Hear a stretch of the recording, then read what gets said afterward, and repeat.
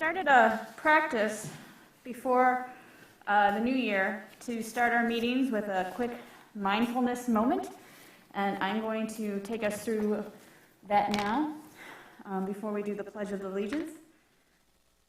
So, taking a quick mindful moment of silence is to get our attention ready and focused for the meeting. And this is a great mini break in our busy day or evening, and it's quick and easy. So this isn't mandatory, so if you don't feel like doing this, that's okay. You can sit quietly during this short exercise. So I hope you are all game to try, whether you're listening on Zoom or in the City Council chambers tonight. And you can keep your eyes closed or open. So bring attention to how you are sitting. Find a way to be relaxed and alert. Bring attention to your breath.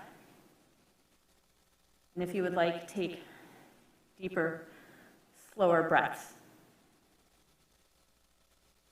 We will take 3 big inhales and exhales and ignore cell phones. First inhale and exhale. Second inhale.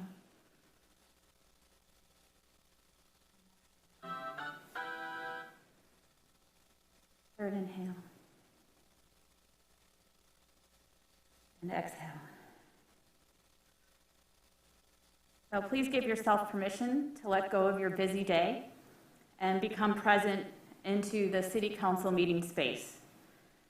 I wanted to say thank you to participating in today's meeting, whether you're online or in person, and thank you for being aware and involved in your local government. You know, all of our public servants and elected officials have full-time jobs, and we avail ourselves to the city to better our community. So please be curious and thoughtful and compassionate and open tonight as we discuss city business. And welcome. Please stand for the Pledge of Allegiance. I pledge allegiance to the flag of the United States of America and to the republic for which it stands, one nation, under God, indivisible, with liberty and justice for all. Madam Clerk, can we have a roll call, please? Councilmember James. Present. Mayor Pro Tem Leaks May. Here. Councilmember Mikulski. Here. Councilmember Polika. Here. And Mayor Piana. Here. Next up is the approval of the agenda. I move to approve the agenda as published. Support. Moved by James and supported by Polika. Madam Clerk? Councilmember James. Yes. Mayor Pro Tem Leaks May. Yes. Councilmember Mikulski. Yes. Councilmember Polika. Yes. And Mayor Piana. Yes. Next up is a recognition of our ongoing electronic meeting procedures that was approved by Council before the end of the year to allow public meetings to have hybrid public participation. So when the call to audience comes tonight, we'll be taking in comments from folks in the council chambers as well as on Zoom. All right, the first up tonight is presentations, and our first presentation is 5A, and it's the Ferndale Community Foundation and Ferndale Pride grant distributions.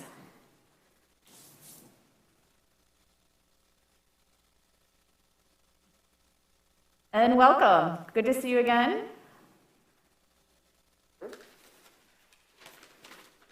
Hello. Hi, everybody. I'm Anatoly Ashkenazi. Most of you probably know me either as the managing partner of Soho and now 215 West, but today I'm here on behalf of the Ferndale Community Foundation. The Ferndale Community Foundation is pleased to recognize 6 great organizations that we have funded projects in 2021. Affirmations, Ferncare Free Clinic, the Ferndale Housing Commission, the Ferndale Seniors Group, the Ringwell Theater, and the Southeast Oakland Coalition were all approved for grants funding specific projects. If any of the members of these organizations are here today, I would like to ask them to stand and be recognized. All right. These projects will improve the quality of life for Ferndale residents and those who enjoy the city with work focused on healthcare, youth education, public art, recreational activities, and training, including helping some residents get their GEDs. In addition, the foundation has the privilege of being the fiduciary for Ferndale Pride. This year, under Julie Music's leadership, Pride was able to have a very successful event and share revenue with following organizations: Affirmations, Gender Identity Network, Matrix Human Services, TG Detroit, and Transgender Michigan. In total, the foundations distributed $24,000 to nonprofit organizations in the area. Lastly, I want to thank the public for their support, but also the volunteer board of directors who administer the foundation. Myself, Sharon Cross, Janine Davis, Dan Martin, Judy Palmer, and Councilman Greg Pollica. Thank you. Thank you. Here's Julie Music. Thank you, Tolly.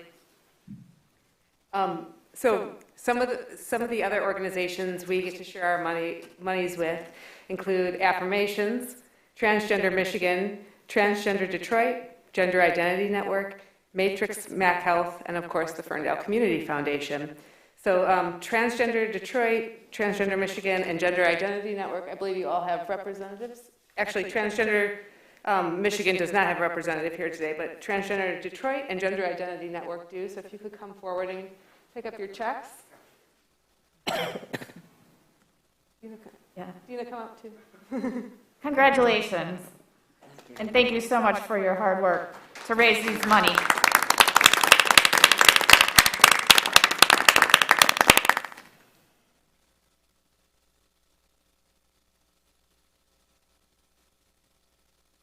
It should be said that the work that, especially these women who are here today do in the community, it's really amazing work. It helps people from all over the country who actually come to Ferndale and access services here and also have a great time partying in our bars and clubs and eating at our restaurants because of the events that these organizations are able to put on.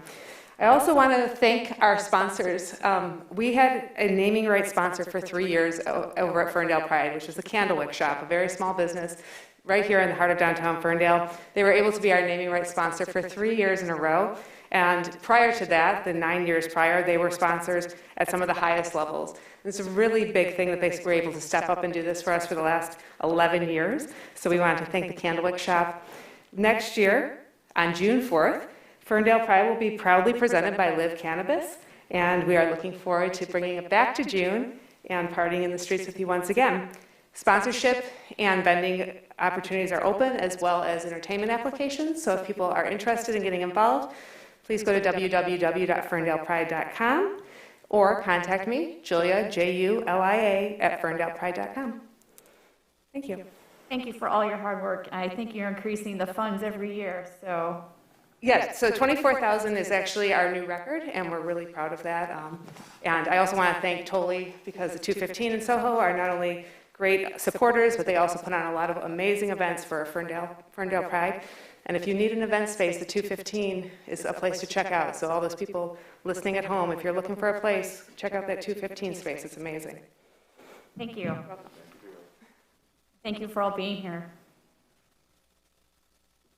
All right, next up is our second presentation, and it's 5B, and it's the election redistricting update. Yes, tonight we would like to talk about the results of the redistricting from the Michigan Independent Citizens Redistricting Commission and how they will affect us in Ferndale. And we see this as an opportunity to adjust some of our precinct boundaries. And Elections Manager Jordan Smelly has created a presentation to walk you through the proposed changes.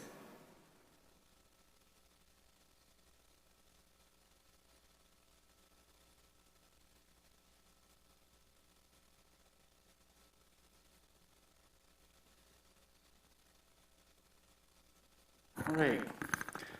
Good evening, Mayor, Council. Thank you for the opportunity to speak with you. I am Elections Manager Jordan Smelly, and as Clerk McGrath mentioned, we're here to talk tonight about redistricting and what that means for Ferndale's voting precincts. So first, we should quickly touch on what are voting districts in the first place. Districts are the lines that determine who we get to vote for and who else makes that choice with us. Every kind of elected office has its own district, usually unrelated to the districts of any other office. So lots of different sets of maps with lots of overlapping lines to elect lots of different kinds of people. Legislative offices like Congress and the state legislature, and of course the city council. Judicial offices like our local district court, our Oakland County 6th Circuit Court, and then local offices as well. School districts, library districts, the boards that run each of those entities. And here in Metro Detroit, we additionally have regionally funded authorities like the 4-county smart bus system, the transit system. We have the Detroit Institute of Arts is funded by a multiple county millage that gets voted on by the residents of these counties. And then the zoo is funded as well, the same way. So Ferndale's districts, as of right now, are this. These are the 8 elected offices and entities that most voters will be familiar with seeing show up on their ballot from time to time, different schedules depending on the office. But some of these are just about to change in a couple of months, and that's really what we're going to focus on tonight. So beginning in May of this year, the 4 districts at the top in orange, our congressional district, our legislative districts for the state legislature, and our county commission district are all going to change. And you see the new numbers here. We're going to take a look at each of these during the presentation. It's important to note our court districts, our school districts, and our library district are not changing. Those are staying exactly the same as they have been. Those change very rarely, if ever. Many voters will go their entire lives and never see those change. But because there are going to be any changes at all, we are required by law to mail out a new voter ID card to every single voter in Ferndale with those new district numbers there in orange. So I've said redistricting a few times now. I want to make sure we clarify what that is. Redistricting just means redrawing the lines of voting districts. This is usually referring to what we do every 10 years after the US Census is done in the years ending in 0. In the following year, the year ending in 1, that data is used to sort of sort things out and make sure everything is balanced. The point is to balance districts to, first and foremost, meet the requirements of law, both state and federal, but also to achieve goals, usually that are set out by the state, occasionally by the local level. And ideally, redistricting is also used to make things fair for all voters. In Michigan, we're fortunate enough to have an entity that can now do that for us. Other states, not so lucky. So what do I mean by that? What changed between last time and this time that now Michigan has an entity to add some fairness to the drawing of district lines? Last time around, after the 2010 census, when the lines were drawn in 2011, they went into effect for the elections in 2012, that was all done by the state legislature. It was controlled entirely by the majority party, and legislators answered essentially to no one but themselves. They were allowed to draw those lines using any process they saw fit, with any motivations they saw fit. That didn't work out too well in terms of the fairness and impartiality because it was allowed to be a partisan tool if they wanted it to be. This time around, 10 years later, redistricting was performed by the Independent Citizens Redistricting Commission, the MICRC. That was an entity created by the voters in 2018. They passed Proposal 2, many of you may remember voting on that, which amended the state constitution, took redistricting away from the legislature, and gave that power to the MICRC instead. And the MICRC had to do things according to the instructions given to it by the voters, which are in the state constitution, which is a lot tougher to alter. So we're going to take a quick look at our old and new districts. So starting with Congress, we are leaving the 9th Congressional District, which you can see there on the left. It's in the center of the image, it's green. It looks sort of like an unrolled cinnamon roll, or some people have called it a scorpion. At any rate, it's sprawling and doesn't seem to make a whole lot of sense. It winds around a couple of other congressional districts, which is part of the problem. It's not obvious who we are voting with and who gets to vote for which candidates. On the right, our new congressional district is much easier to understand. It's essentially the most heavily populated parts of Oakland County, so central and southeastern-ish Oakland County, minus Rochester, Southfield, and Novi, each of which have been paired with a neighboring congressional district. One big change for us is that we are no longer in a congressional district that crosses county lines. Previously, we were sharing a district with about 65% Macomb County, 35% Oakland. That will no longer be the case. For the state senate, again, old district on the left, covering basically the southern strip of Oakland County, new district on the right. This is a big departure from what we've been in for the last 10 years. This is essentially a senate district built around the Woodward corridor, at least the most heavily populated portion of it. You can see that we're with Royal Oak, most of it, Clawson, most of it, and then all of Birmingham, Berkeley, Huntington Woods, Oak Park, Pleasant Ridge, Royal Oak Township.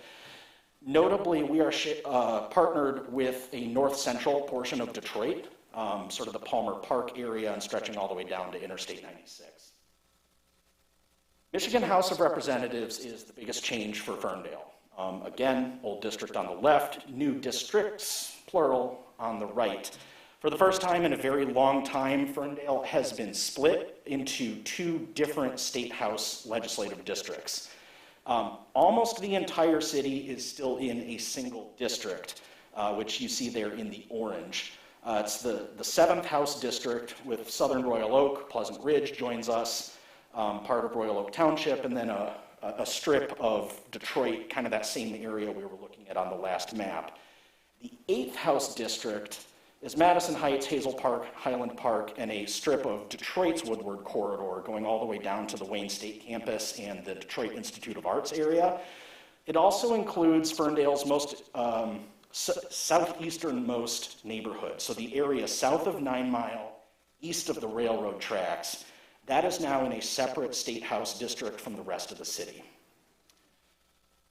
The Oakland County Commission I'm including here, but not for the reason you might expect, only because it's changing. Once more, old district on the left, new district on the right.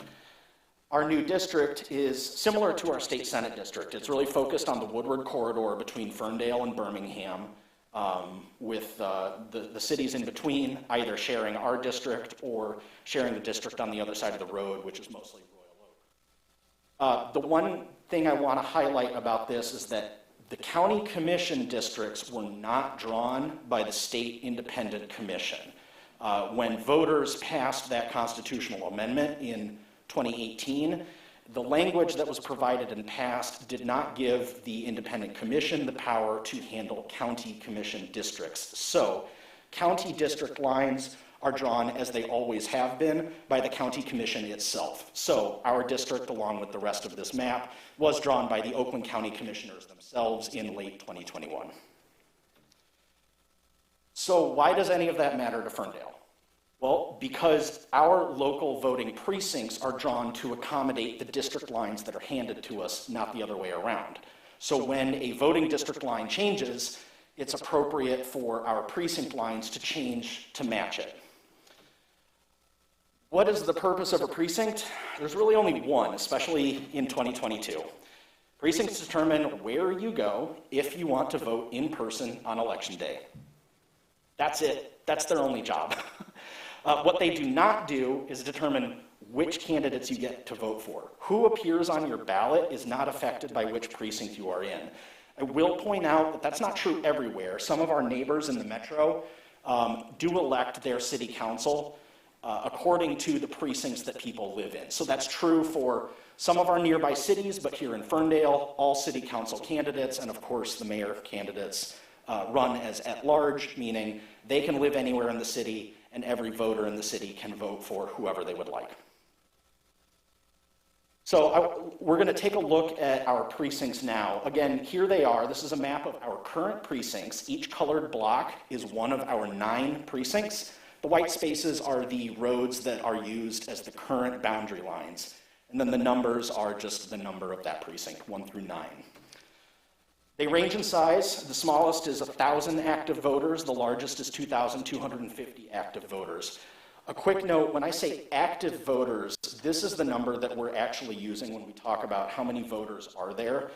The total number of voters in each is a little bit larger than this, about 10%, because there are inactive voters in each precinct. Those are people who most commonly have either passed away or have moved out of Ferndale or often out of Michigan entirely and did not update their voter registration. So there's always folks who are registered to vote in Ferndale even though they are physically no longer present in Ferndale. There's lots of different mechanisms by which we are informed of these people, but no mechanism is perfect, so we're always learning new information about folks who might not be eligible to be here anymore.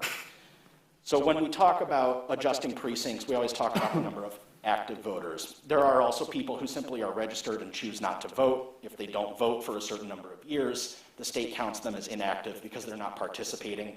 We don't have too many of those folks.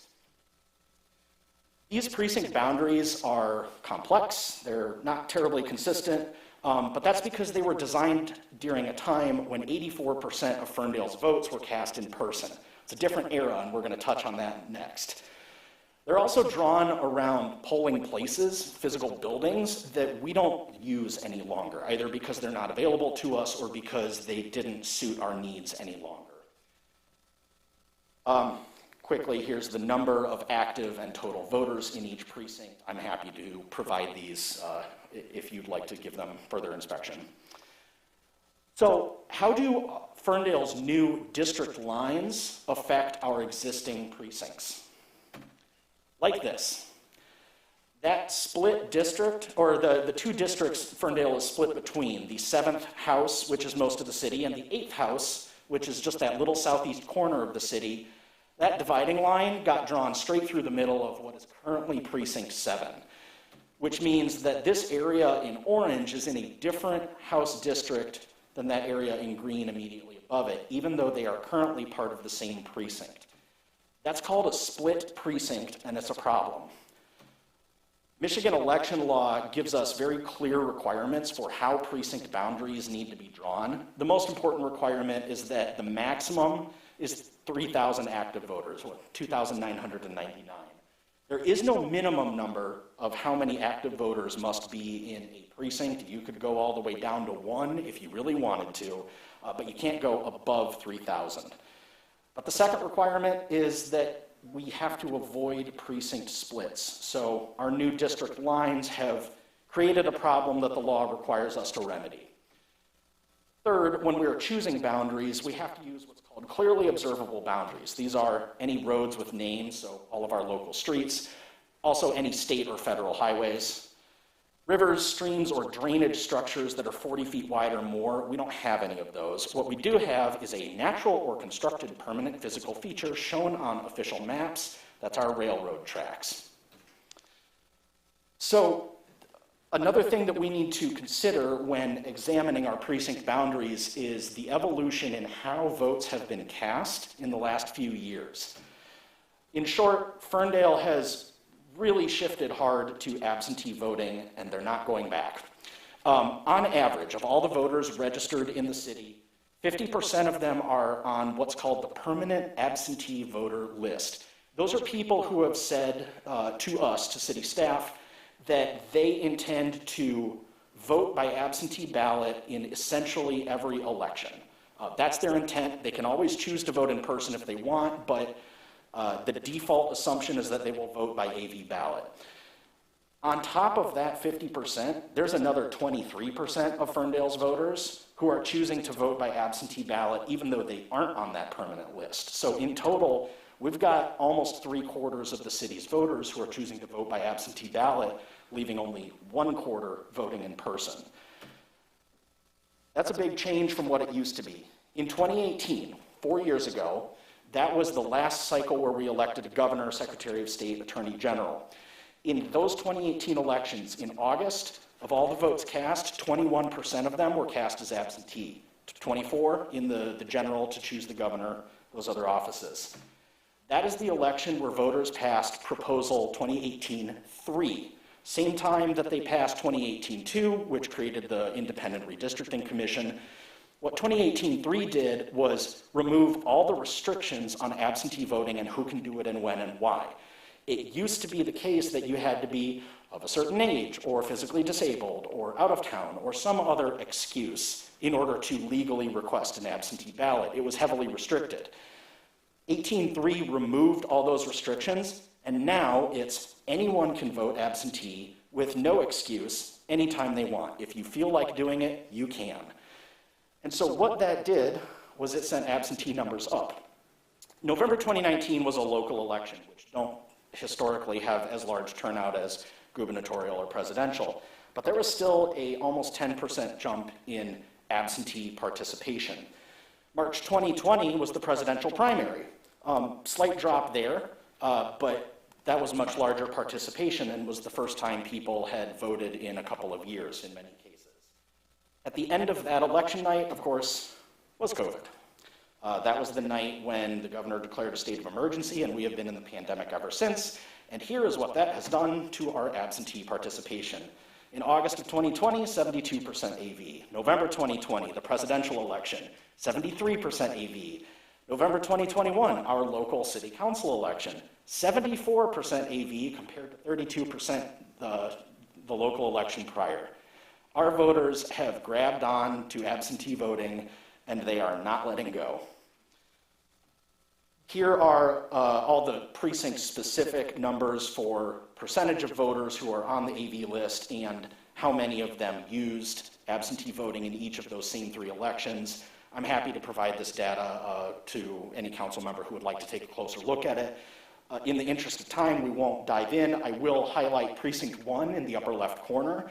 In the November 2020 presidential election, 83% of voters in that precinct, which is the largest in the city, chose to utilize an absentee ballot for voting in that election.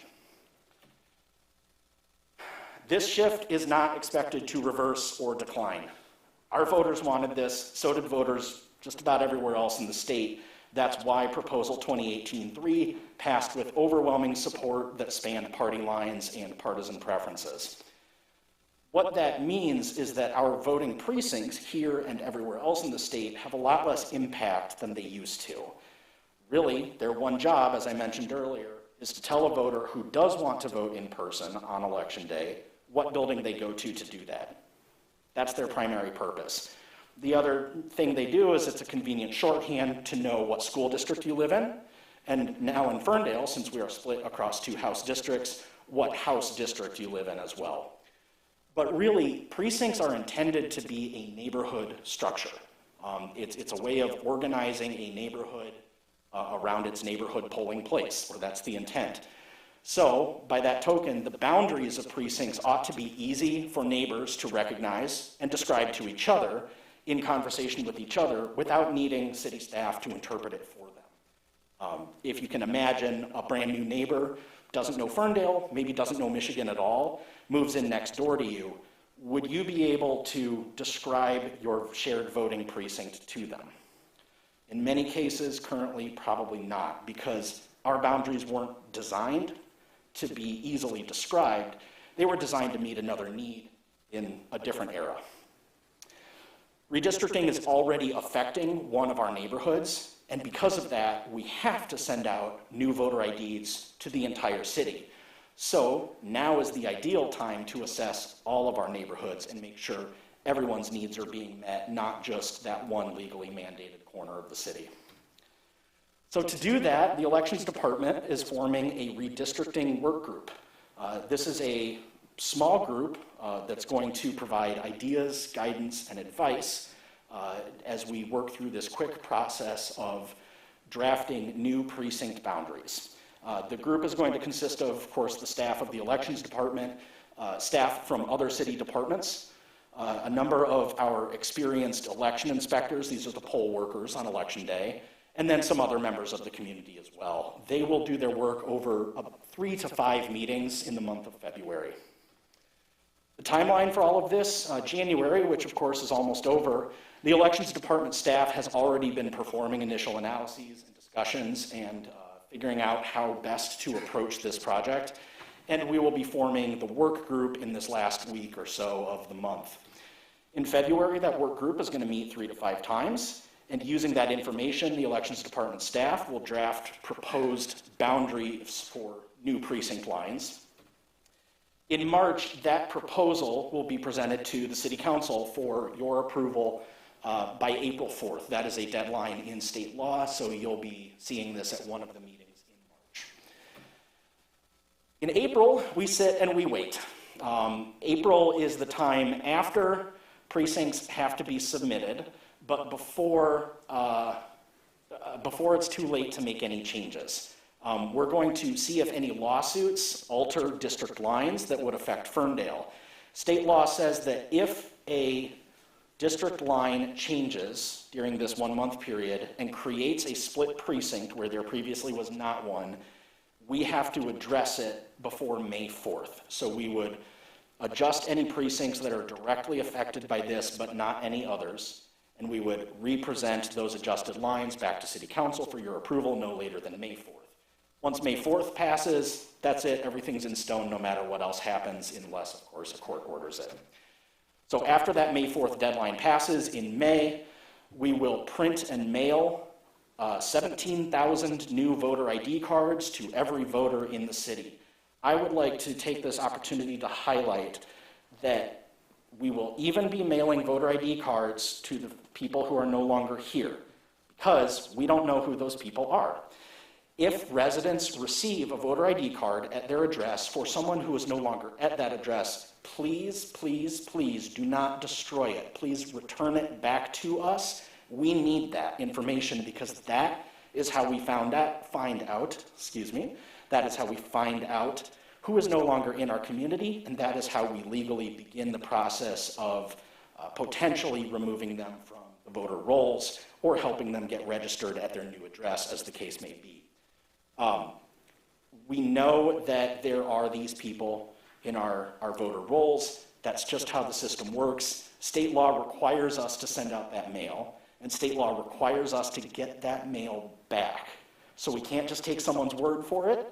So please get those back to us. You can either write return to sender on the voter ID card and put it back in any mailbox, and USPS will be happy to return it to us.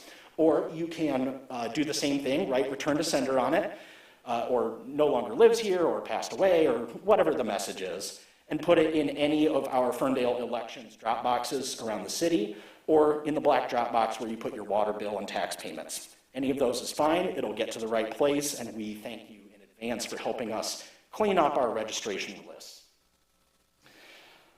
And we would like to hear from you. Council, certainly, but we would like to hear from residents as well. If you have ideas for Ferndale's precinct boundaries, things you would like to change from the way they are now, things you'd like to keep, ideas you have, tell us. You can email us at elections, that's plural, at ferndalemi.gov. And if you could, please email us by February 14th, because that will give the work group enough time to incorporate your feedback into the proposals for final approval. That's what we have tonight. Thank you for your time. I appreciate it, and I'm happy to take any questions. Excellent presentation. Are there any questions from council? I do, through the mayor. So is there a plan to put this information on the city website? Because you presented a lot of information. Some of it, understandably, you had to go through quickly. But I think a lot of people would like to know, just for their own benefit, how many people are in their district. You presented a number of numbers, but again, people didn't really have time to shoot that. And it would also give an opportunity for people to look to see if they're interested in being on this this commission, this redistricting committee. Sure. We can absolutely get this placed on the city website. It'll be on the elections department page. That's fine. We should probably have a link on the front page, maybe as an announcement saying that this is new. I think Kara probably can handle that. I'll work with communications. Thank you. Okay, thank you. Other questions? Through the chair, and I echo my colleague's sentiment, thank you for the presentation. That was a lot of information. And people are coming at it from different backgrounds, so thank you for going into the detail that you did. I wondered if you already have taken some steps to establish this task force, and And I will add on to that a comment that we did this a couple of years ago. I was on a task force that had some similar objectives, and there are probably some folks who participated then who'd be willing to do it again. So I hope you'll mind that group if you haven't already. Thank you. Yes, there was a working group in 2015, which was the last time the precincts were redrawn in preparation for the 2016 election cycle. And Clerk McGrath led that effort at the time and is obviously providing a lot of guidance and expertise from that. We'll certainly take a look at who served on that group at the time. Great. All right, seeing no more questions from council, we're going to move on to our next segment of the agenda, and it's called Audience. We have set aside 30 minutes for people to speak on any topic, and you may be able to speak for 3 minutes within that 30 minutes. We will be taking comments from folks in the chamber and via on Zoom, and wanted to remind everybody that we have a vision dedicated to inclusivity, and we are a community that values diversity and respect. And we have an official commitment to anti-racism. So respectful and courteous behavior during public meetings support these values, and allowing neighbors across all spectrum of beliefs and viewpoints to share their thoughts in a supportive environment is what we support and what we welcome. So we have some discourse with dignity guidelines. As a reminder, abusive language, threats of bullying, and personal attacks are discouraged, and that it's really hard to get to the root of an issue if the content is buried within disruptive or harmful behavior. And for productive conversation, comments should address issues and not people, and please address the city council and the mayor, myself, rather than the staff. So with that, we're going to start with public comment with folks in the audience tonight in the chambers. Is there anybody here who would like to speak tonight? If you can come to the podium and the microphone and state your name. State it into the microphone so we can hear you, please. And welcome. Thanks for being here. Thank you. My name is Felicia Royal, and I have a question, and I'm hoping I'm able to articulate it so that you guys can understand, concerning taxes. So you know how that little part says like Ferndale school, you're giving this certain amount to that. I wanted to know what comes with that. Does anything come with that? So like if it's, okay, this is for the taxes for the kids to go to school, what else comes with it? Is like public safety or like, what comes with it? That is a big question, and it requires a lot of time to answer. And what we are doing is, I think the city manager can answer some of your questions, but we do, I believe, have plans to do a taxpayer, what are your taxes update? What is in your tax rate, and what does it pay for as part of a pamphlet? We did it a few years ago, and I think we're doing it again. Thank you. This year. So, yeah, your millage rate includes the city, the regional entities like the DIA, as well as the county and the schools. So all of that is encapsulated in your tax rate that you get in your tax bill. But ask you to follow up with the city manager, and welcome to the world of taxes. Right. I'll give him a call. I just didn't know where to go. And I'm actually from It's a great Rural question. Township. Yeah. And no one there can answer the question. So I was like, okay, let me go to a Ferndale board meeting and see if I can get some guidance. Thank you. Yeah, guys. thank you, and thank you for inquiring. It's an important question. Anybody else in the audience tonight? Hi, Dave, welcome. Hello, yeah, Dave Cottrell from 1610 Beaufield. Just some quick comments. I've been, and others have been following the Woodward Avenue diet for quite a long time. And I've learned from MDOT that the effects of the road diet causing more traffic in our neighborhoods was not part of the road diet project. Ray Quincetti had presented his study with another engineering friend of his, saying that the diversion of traffic from cars finding nice quick routes like West Drayton, Pinecrest, Hilton, as aversions to going down the congested Woodward Avenue, especially on I-75 construction mess-up days, would convert more CO2 through our neighborhoods. Even just regular traffic cutting through our neighborhoods would be more of it. And the CO2, that wasn't part of the study either.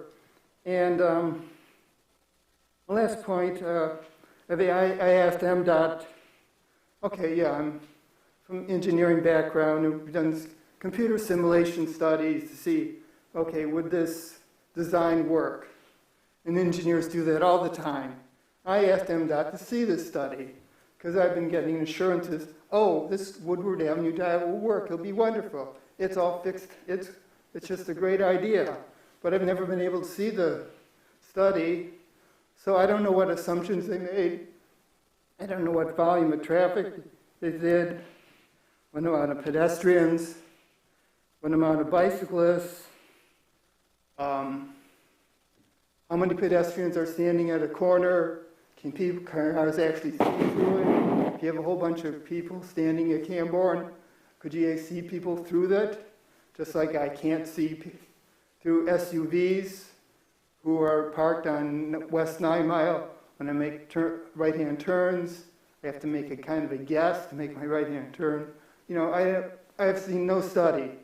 So it's just, you've passed if you've gotten free money, and I guess we're going to have it. But I've always thought it's a bad idea, and I guess we're going to get it. Thank you. Thank you, Dave. Are there anybody else in the audience here tonight? All right, seeing none, we're going to redirect over to our Assistant City, Denicia Woods, our Assistant to the City Manager. Right? Is that right? Currently, we don't have any hand raisers on Zoom, so if you'd like to speak, you can raise your hand now.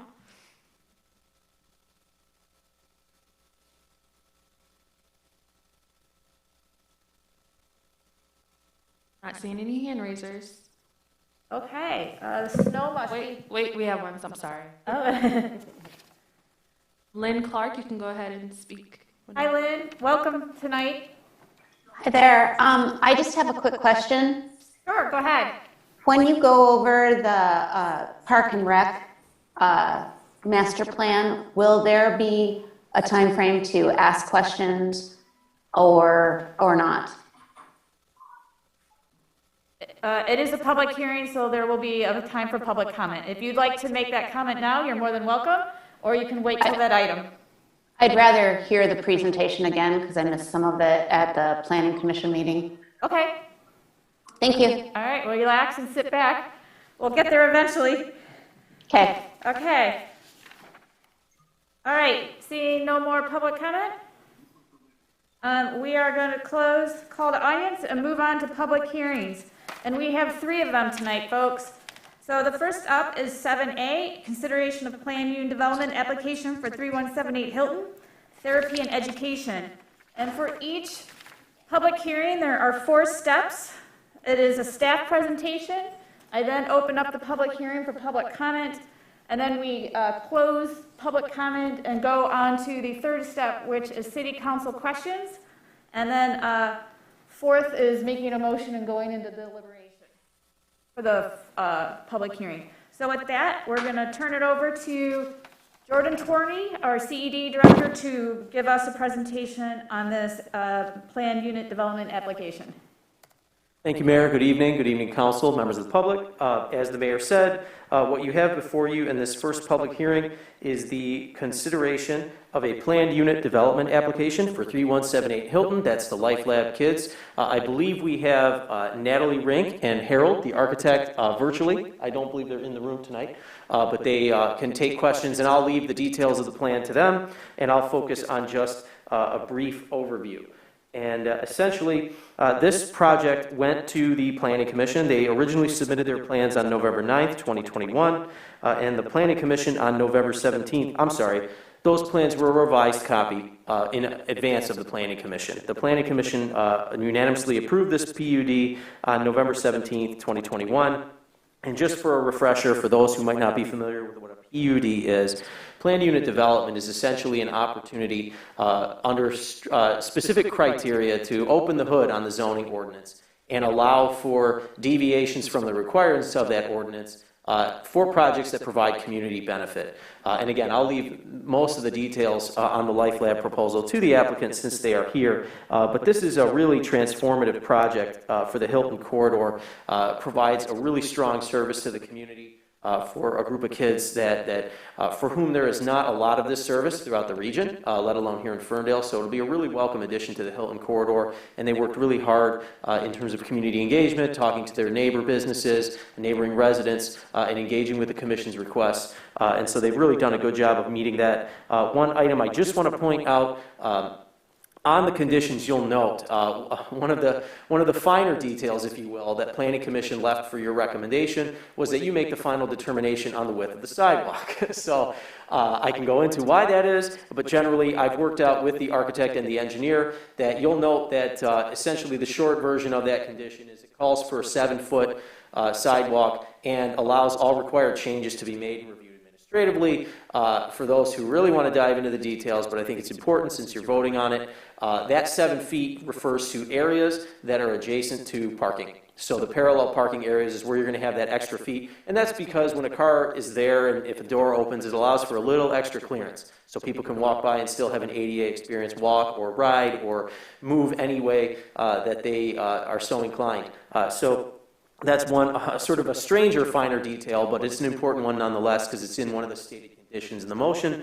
But what you have before you in the packet is a recommendation from staff to accept the recommendation of the Planning Commission to approve this PUD and its associated development agreement and amenity zone maintenance agreement. So one of the nice benefits of this project is that all of these sort of landscaping, the public improvements they're going to make, they have an agreement that they spell out how they'll maintain and sustain those. So that's about the size of it at a high level. I could certainly take any questions, or I could kick it to the applicant if we'd like to give them an opportunity to speak before the hearing is open. I invite the owners to come or the architects to present. Thank you. This is Harold Rumlinger. I'm the project architect. I know Natalie is on Zoom as well here for the meeting. Natalie, if you're there, if you want to say a few words to start, then I can jump into the details of the project. Absolutely. Thank you, Harold. Yes, Natalie Rank here with Life Lab Kids Foundation. Thank you for this opportunity. For those of you who don't know, Life Lab Kids Foundation really is this therapeutic recreation and teaching center for all youth of all abilities. You know, it's very personal for me. I myself am a parent of twin boys who have autism and receive services at Life Lab Kids. But even more than that, it's become a mission-driven position for me. I started volunteering with the organization because I found such great people, great resources, and really nothing like this in the Oakland County area. So we're really proud and really excited about this project and creating an outdoor therapy space for our kids, really extending the services that are provided indoors into the outdoors and really engaging with the local community and other children to give kids, again, of all abilities, that inclusive experience. Thank you, Natalie. Yeah. So I'll go into explain the project. You know, Natalie said, you know, Life Lab Kids is about therapy and providing opportunities. You know, through for their youth, they provide the opportunities through innovative therapeutic programs so that they can see past their limitations and lead a full life. This Ultimate Play Park is going to do just that. It's going to allow them to have active bodies to actually create healthy minds.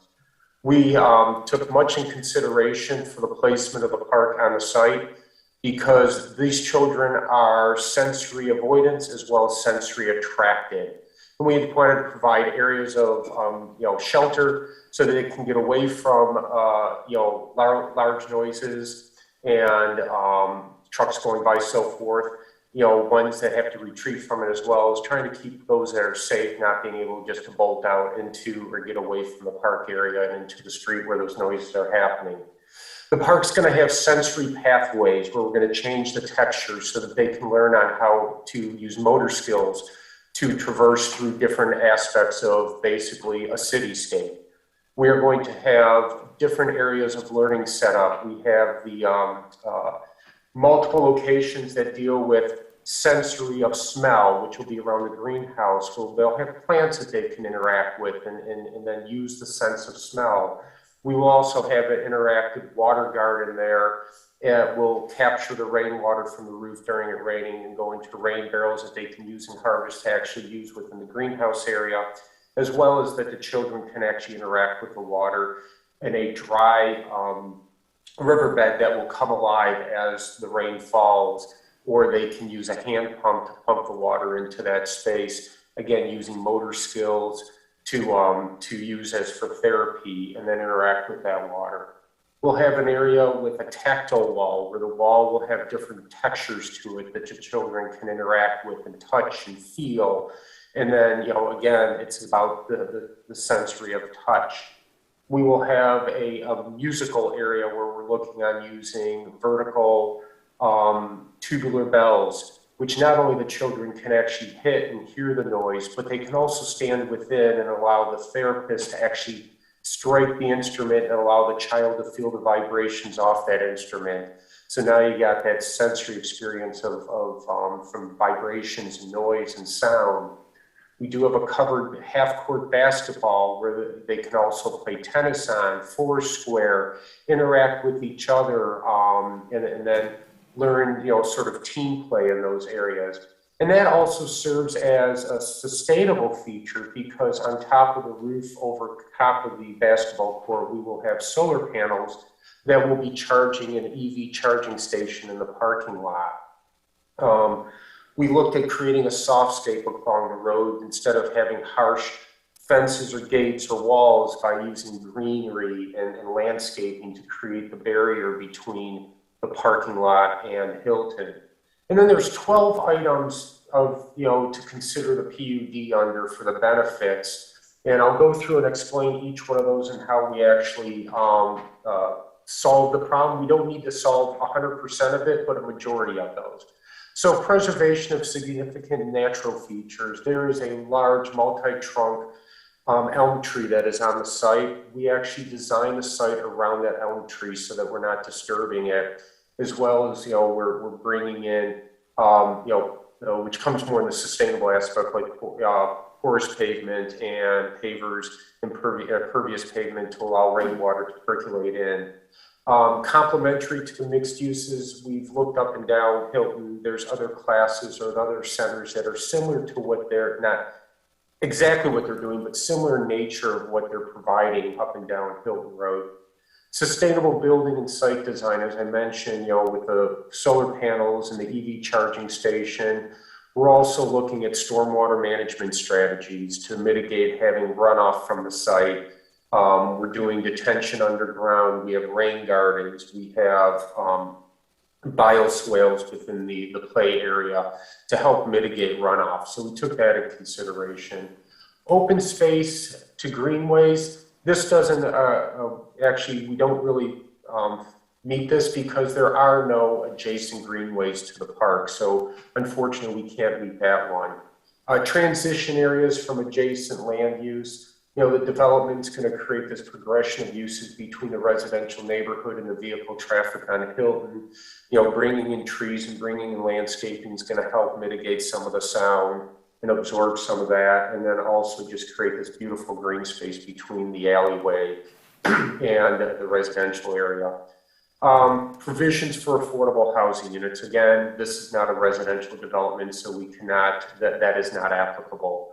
Diversification of housing types. Again, this is not applicable since this is not a housing thing. Preservation of historic buildings or site features. Unfortunately, there's nothing historic on the site. However, this building that is being utilized by Life Lab Kids used to be a church. So we have an adaptive reuse feature. Instead of tearing down and rebuilding, we're using what's currently there on it either adding on to it or enhancing it. One of the items that you see in the renderings that we did, Life Lab Kids has a very nice art program, so we thought it would be great that the children actually create art, which then can be painted on the building within the actual ultimate play park area. So it again becomes part of them. It's not just this space, but it actually becomes part of them. It becomes part of the therapy as well. Improvements to public street systems, mitigating traffic impacts, or other public facility improvements to mitigate impacts of development. So, the parking lot, we looked at a single ingress into the parking lot, and then we diverted the traffic instead of egressing back out on Hilton. We have it going out through the alley, which is being repaved by, in part of the proposal. And then they're exiting out on the side street using existing, roadways to enter back onto Hilton. So we're limiting the amount of ingress and egress coming from the space directly to Hilton by creating a one-way circulation on through the site and then back onto Hilton area. Pedestrian and transit-oriented development, we've installed a covered bike parking area for staff to use or for a family member and their child coming here that possibly can ride their bikes if they're within the neighborhood. And then just as of recently, a bus stop was actually placed right in front of their building. So we are actually proposing to pave to that bus stop so that the people don't have to stand on soggy, wet grass, but are on a nice firm surface from the time they get off the bus to the time they reach the sidewalk. Coordinating development of multiple assembly and small parcels. This was a series of lots, number 117 to 132, which are now all going to be included into the single development. So we're doing that. And then removal of renovation or blighted buildings. There are no blighted buildings on the site, so again, this is really not applicable, but we are, improving the alleyway. We are improving the site. We're adding more green space and trees and planting along Hilton Road. So we feel that we met in those areas there. There is a proposal to increase the front lobby space. The door doesn't directly face Hilton, which is one of the criteria from the zoning ordinance. However, the planning department felt we met that requirement because it's sort of angled towards it. And the reason for this is, again, to mitigate the ability to have one of their children just run out onto the street. We've created points within that space so that the parents can meet the child safely on the inside and then walk out. And then currently right now, all the children coming to the facility are escorted into the building by a staff member. So it is a very safe and managed area. And then lastly, we do have the entire play park fenced in. There's access points, there's Knox boxes for emergency access in case, God forbid, there would be an emergency in there, but just in case there is, there's the ability for the life support systems and members to get in there and actually help the person that may be of need. At this point, I'm more than happy to open up for questions and love to answer them. So I turn it back over to the council. Thank you very much for your walkthrough of the PUD. Now I'm going to open the public hearing. I'm opening it at 7:59. And just like our public audience, or call to audience, we'll be taking any questions and comments from people in the council chambers and then moving on to Zoom. And with that, I open it up to anybody in the audience who would like to make a comment on this item. Seeing none, we are going to move to Zoom. And Denicia, if you can walk us through if there's anybody online who would like to make a comment tonight on this application. So far, no hand raisers. Okay, seeing no public comment during the open call for public hearing, I am now closing the public hearing at 8 a.m. PM. It is evening, not morning. All right, so now we are moving on to questions from city council members, and I will open it up to any council members who would like to kick us off. I guess through the chair, I don't have any questions, but I'm very impressed with I'm seeing the before and after with what Life Lab has done. I remember when it was the church, and it certainly doesn't look like that at all now. So I'm very pleased. I mean, when I'm just looking at the color schemes and all the layout, it seems just so inviting for children who learn differently, and I'm just impressed by the whole thing. So the whole layout, it looks really good. If I may inquire with our liaison to the Planning Commission, if Councilman Polika, do you have any remarks or? I would just add to Mayor Pro Tem Leaks May that the Planning Commission was equally impressed with the project that was brought forward. There were no members of the community that felt negatively toward the project. I was impressed with how many boxes they checked, you know, the water retention, saving the tree, the big tree that's on the property. I mean, just overall, the fantastic layout, because right now, if you look at the site, the green play space is on the opposite side of the parking lot. So children have to go across the parking lot in order to get to the play area. So this really redesigns the whole property so that it's much safer environment for children. One of the concerns I had early on was the access, the exiting access down out into the alleyway. I was concerned about how much traffic was going to be on that alleyway every day going through to exit the property. However, they have stated that they will maintain the alleyway, that section of alleyway, to make sure that it's always in proper care. And honestly, that's what our alleys are designed for, is for traffic. And if it can, you know, redirect people safely to get back onto Hilton, then that's the way to go. So that's really all I have to say. I just think it's a really great project. Okay. Other questions of fact for the applicant?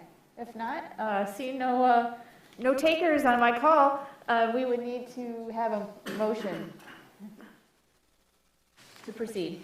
I move that in the matter of 3178 Hilton, excuse me, let me find.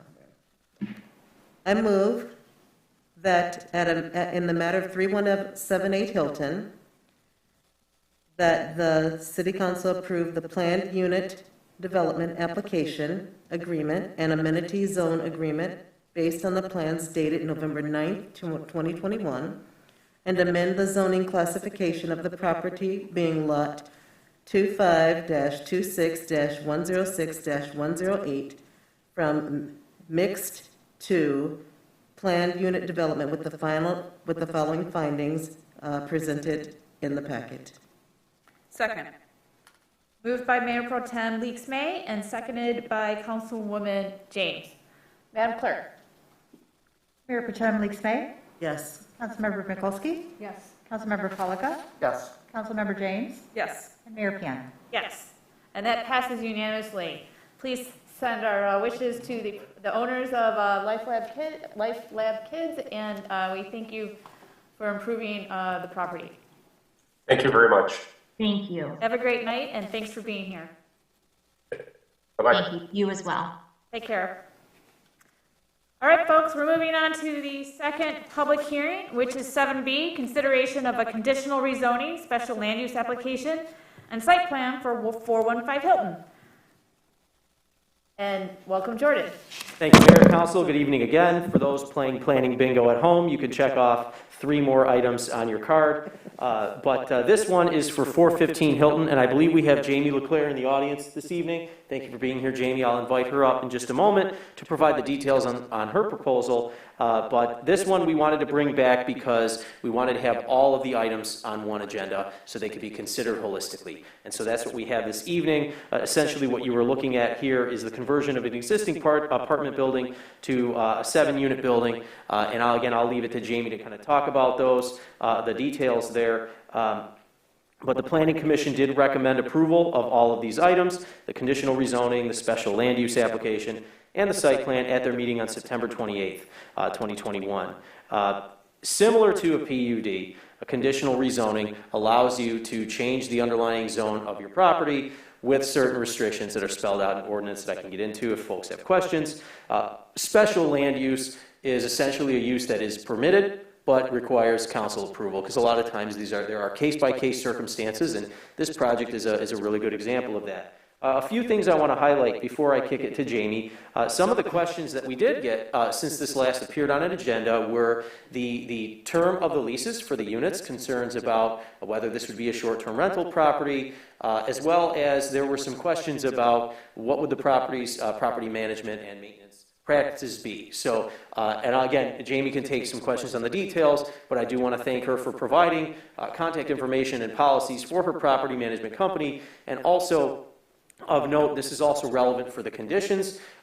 Jamie has voluntarily offered to add to the conditional zoning agreement a condition that the minimum lease term for every unit in the building will be 30 days. It allows her to go month to month with her clients, but that essentially would stop it from becoming a short-term rental because that's higher than the 28-day threshold. So this would be sort of a what you might call, quote unquote, a traditional apartment building. And so for the motion, I would ask that if council is so inclined to approve this this evening, I was not able, and I apologize, I was not able to get an updated conditional rezoning agreement into your packet. So I would ask that as part of the approvals that you enable the city attorney to insert that into the agreement and approve it upon his review. So that you'll essentially be approving a conditional rezoning agreement that includes that condition that was voluntarily offered by the applicant. So I apologize for not getting that in the packet, but it was something that we were able to converse about and get confirmed in writing before this meeting, so shortly before. So that's generally the high level. Before, I certainly could take any questions from council. Otherwise, I'd be happy to invite Jamie up to talk a little bit more about the project first. I think we should welcome Jamie up to talk. Thanks, Jamie, for being here tonight. Jordan. Hi, good evening. I'm Jamie LeClaire, and I'm one of the owners of Fountain Square Ferndale, 415 Hilton Road, and additional units.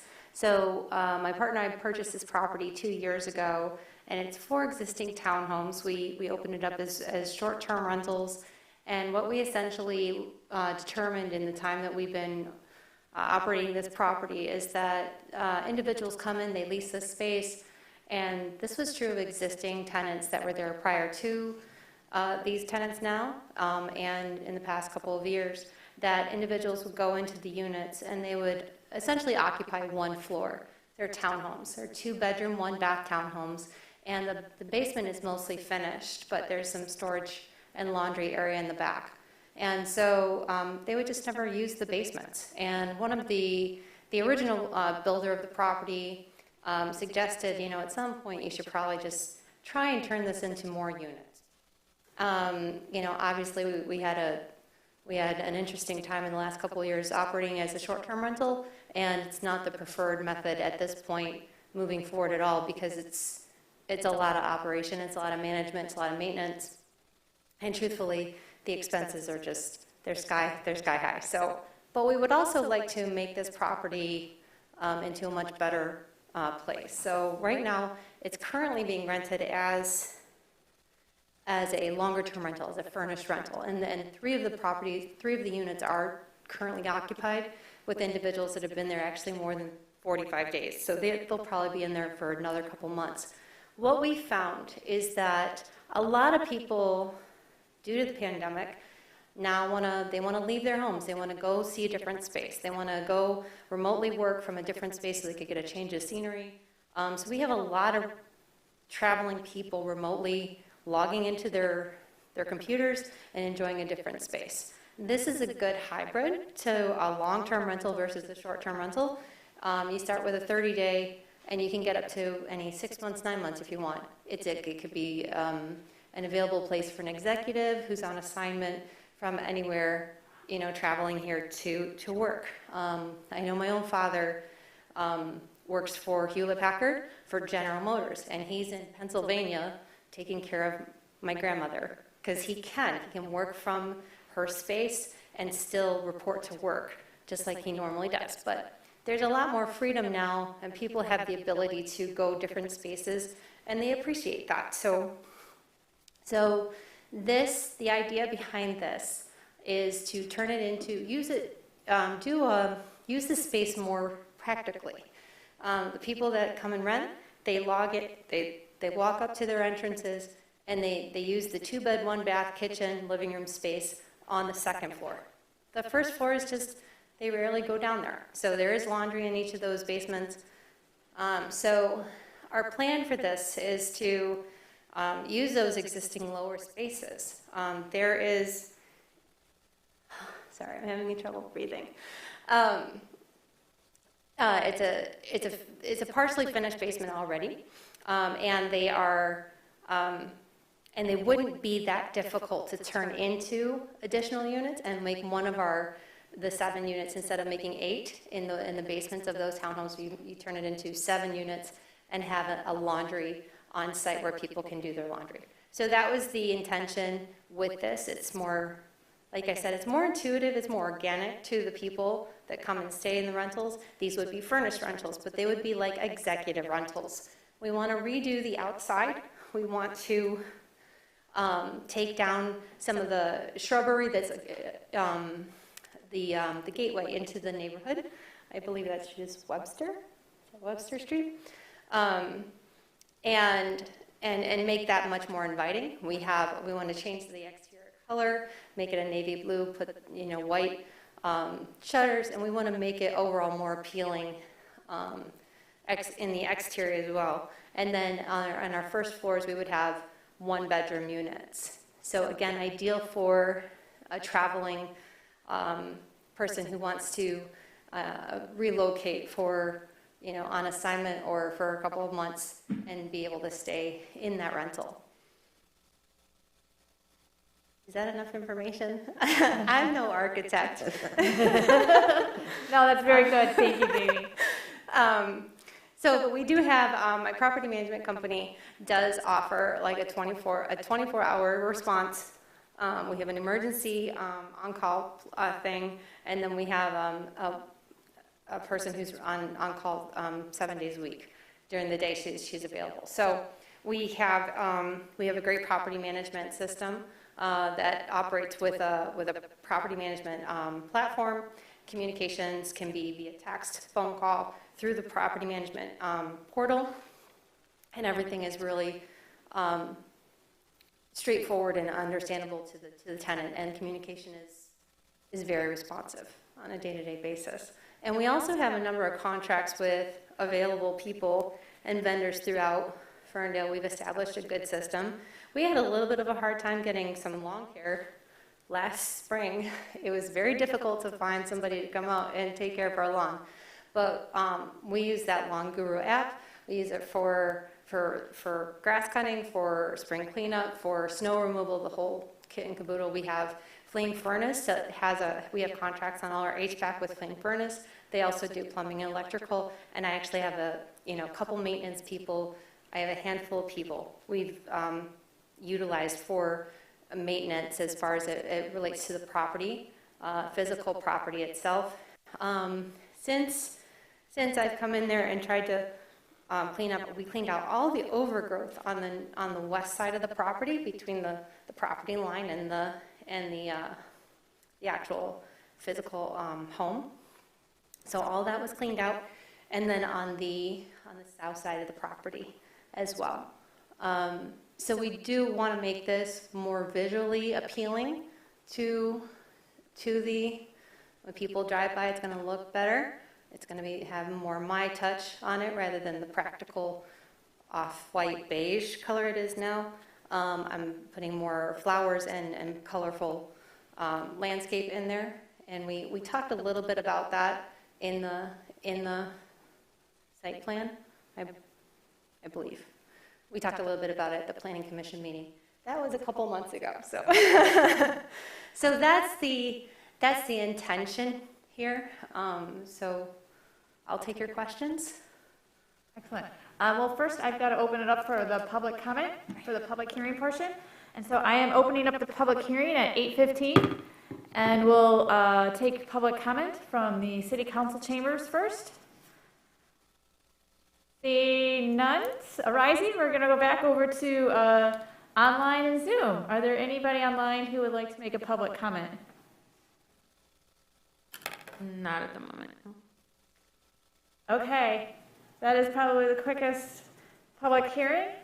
I am now closing the public hearing at 8:15. All right, and now we can open up the questions to City Council.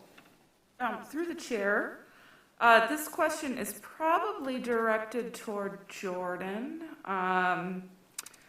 Would you talk to us about, I think, if I remember correctly, I caught a portion of the Planning Commission meeting on this. Can you summarize any comments or questions or concerns that were raised at that meeting? Was there any feedback from neighbors that we should be cognizant of or consider?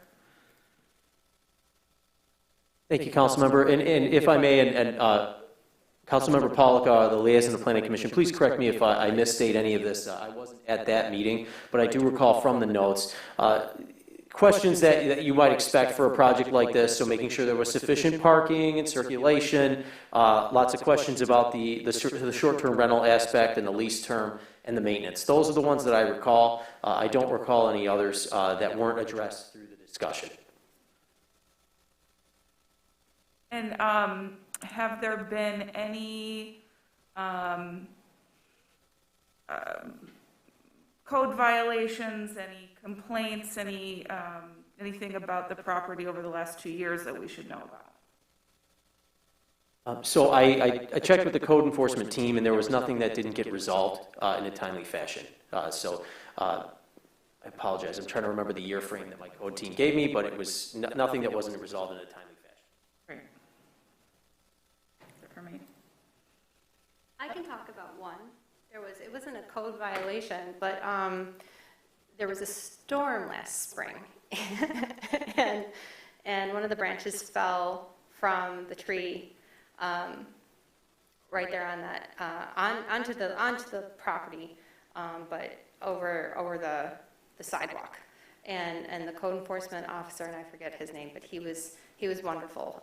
He was very nice, and he called me. He said, "Hey, you've got to get this off." And I was like, "Okay, I'm on it." And he's like, "You got to get it off now." And I was like, "Well, okay, I'm gonna try." I don't have a chainsaw. I can't come down and. But the next day, it was gone within 24 hours. Great. So my mom does code enforcement for the city of Oak Park. Before that, she did code enforcement for the city of Rochester. I'm very familiar, and I appreciate all those regulations to keep our neighborhoods vibrant and nice. So I'm very responsive to things like that, and I don't delay.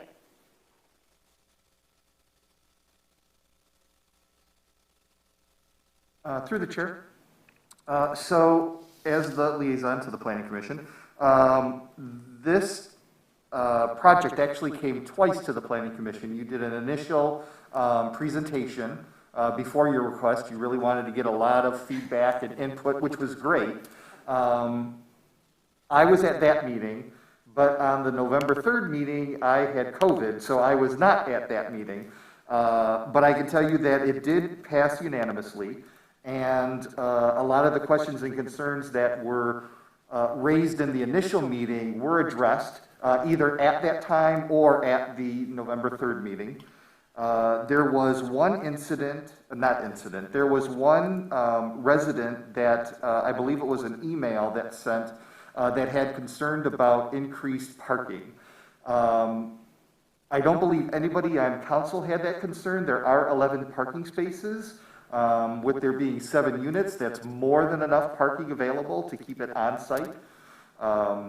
What I do like about this location, and originally it was short-term rental, which didn't bother me necessarily, because it's accessible off of Hilton. I don't see it as being a lot of interference in the neighborhood, even though you may have some turnover from time to time. So I think it's a great opportunity to increase residency or apartment availability without having a huge impact to the footprint. I mean, everything is going to be contained within the existing buildings. They're not building out. They're taking the structures that they have and dividing them up accordingly. So I think it's a great opportunity. So. Thank you for that comment. Other questions from council?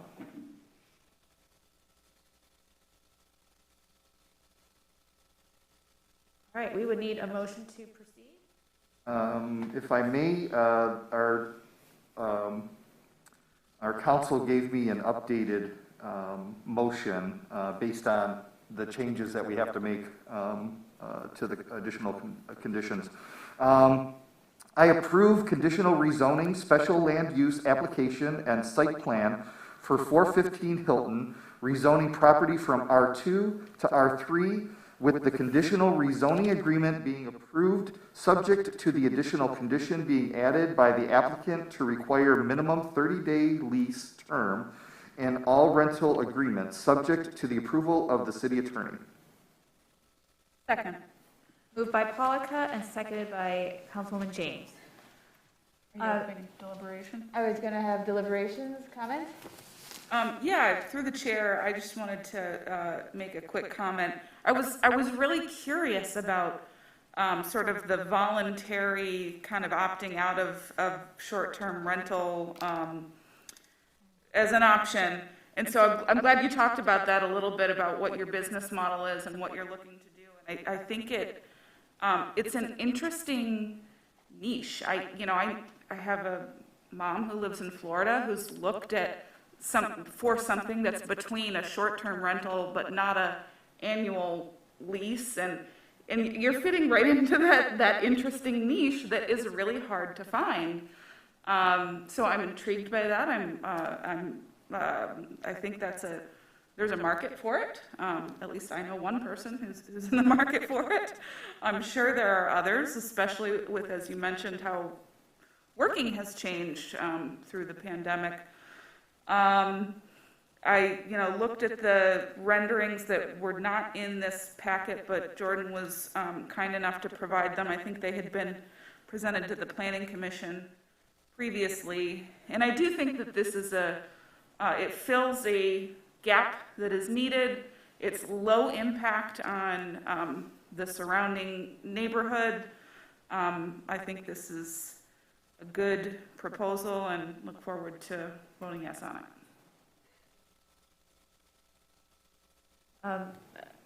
I had concerns too about the short-term rental nature, so I really appreciate you coming and explaining and clarifying what your intentions are, because you are a niche. And you know that we just passed the short-term rental ordinance last year, and with so much changing in the housing market right now, I know council is very attuned to making sure that we don't have a big turnover of existing housing over to short-term rentals. But I think this, as Councilwoman James has said, is a niche, and you are already a short-term rental, but you're moving into something different, and so I'm supportive. It actually already is. The management and the maintenance on a short-term rental is astronomical compared to a long-term rental from somebody who has both. And truthfully, it's so much easier to do a furnished rental and provide a furnished rental for these. And there are so many more people traveling and working remotely. There's so many more. There's just a ton of them. And this is just a much easier method to manage and have operations. I mean, and what I found, I'll be honest, I'm a business person as much as I care about the fashion and that side of it. The amount of management, the maintenance on the properties themselves was astronomical. People working to maintain the property made a ton of money. They made a ton of money on the operations rather than the actual owners, myself. Right. But I was attentive every day, all day long. And not that I'm not on a regular basis, but we had a lot more maintenance. We had to replace a whole lot more furnishings on a regular basis. It's just a lot more wear and tear. It's a lot more movement, and it's a much more difficult model to follow. So the furnished rental is just, it's a beautiful thing. It still satisfies the needs of the community and this remote population now that likes to travel and have a different space to enjoy their life in. Now that they can log into their computers and work, it works so much better for them. Works better for me. It's easier for me, so that's a good thing. Yeah. Anything that relieves me these days is a wonderful thing. Welcoming. We hear that. Yep. Are there any other comments? All right, seeing none, we have a motion on the floor that's been seconded. Madam Clerk. Councilmember Mikulski? Yes. Councilmember Polika? Yes. Councilmember James? Yes. Mayor Pro Tem Leaks May? Yes. And Mayor Piana. Yes. All right, that concludes our second public hearing, and we're moving on to our third and final. It's 7C, it's the public hearing on the review and adoption of the 2022 through 27 Parks and Recreation Plan, and presenting tonight on behalf of staff is Lisa Bryant from our Parks and Rec team. And I think you're joining by Zoom. Lisa? Lisa, if you're speaking, you're muted. I'm sorry, yes, I am. Hi, Lisa. Good evening. It's great to see you all. Good to hear you. Sorry, I'm not there with you all today. I'm trying to figure out how to share your presentation. You can go ahead. Oh no, that's not it. There it is. Is it showing? Yes. Awesome. Alrighty. So I am there we go. happy to share this with you guys.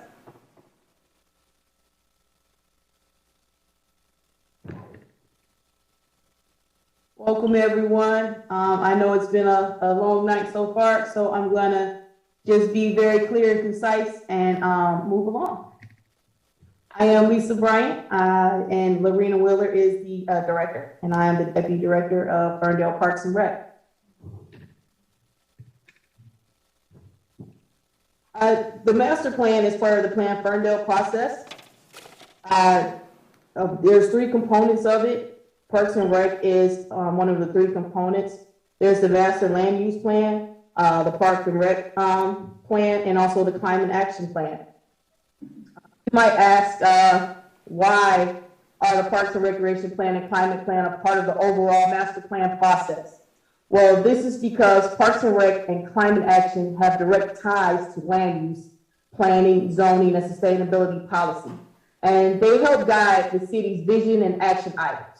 The previous plan in 2017 included an update to the Park and Rec plan, and included also environmental sustainability, which is a big part of who Ferndale is and the direction which we want to go in all aspects of what we do. An update to this plan helps the city qualify for future grants, opportunities, and directs future park improvements. And it also helps in the creation of climate action plan, aligns with the city council strategic plan and the mayor's climate action agreement. Why are we rushing this along so quickly while the other two components of the plan? There's a big reason why. We in Parks and Rec always apply for MDNR grants, Michigan Department of Natural Resources grants. You might have thought that maybe we're in a rush because we're overachievers or we're simply uber competitive. It's because of the grants that we applied for. And those grants require that this plan be 90% complete and adopted by and accepted and approved by City Council in order for us to be able to request those funds and be in consideration for additional grant dollars.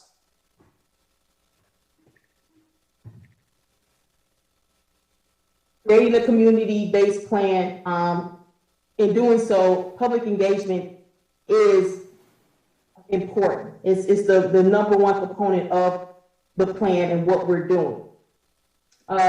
We had a ton of public surveys that we put out there to residents of Ferndale. Many of those had a lot of responses. We had 261 responses in December. The Wilson Park Improvement Survey also had 170 responses. But the one I'm most proud of is our engagement with the students at Ferndale High School, who have now, put a fire under us to, after this is even over with the master plan process, to put together a committee of students. They gave some great input about what teenagers would like to see in Parks and Rec, and what are the things that would work, what are the things that bring out the best in them creatively. So we're learning a lot too in this master plan process, and this group of kids this time around, they have been very engaged. So as the community, they have responded greatly.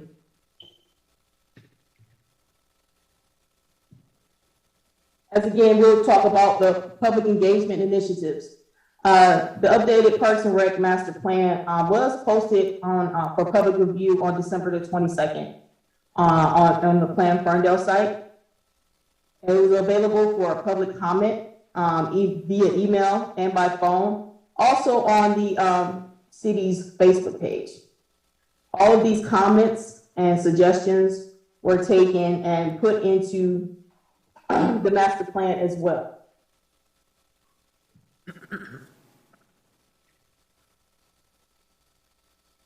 What's changed? The major updates from the 2017 Parks and Rec plan.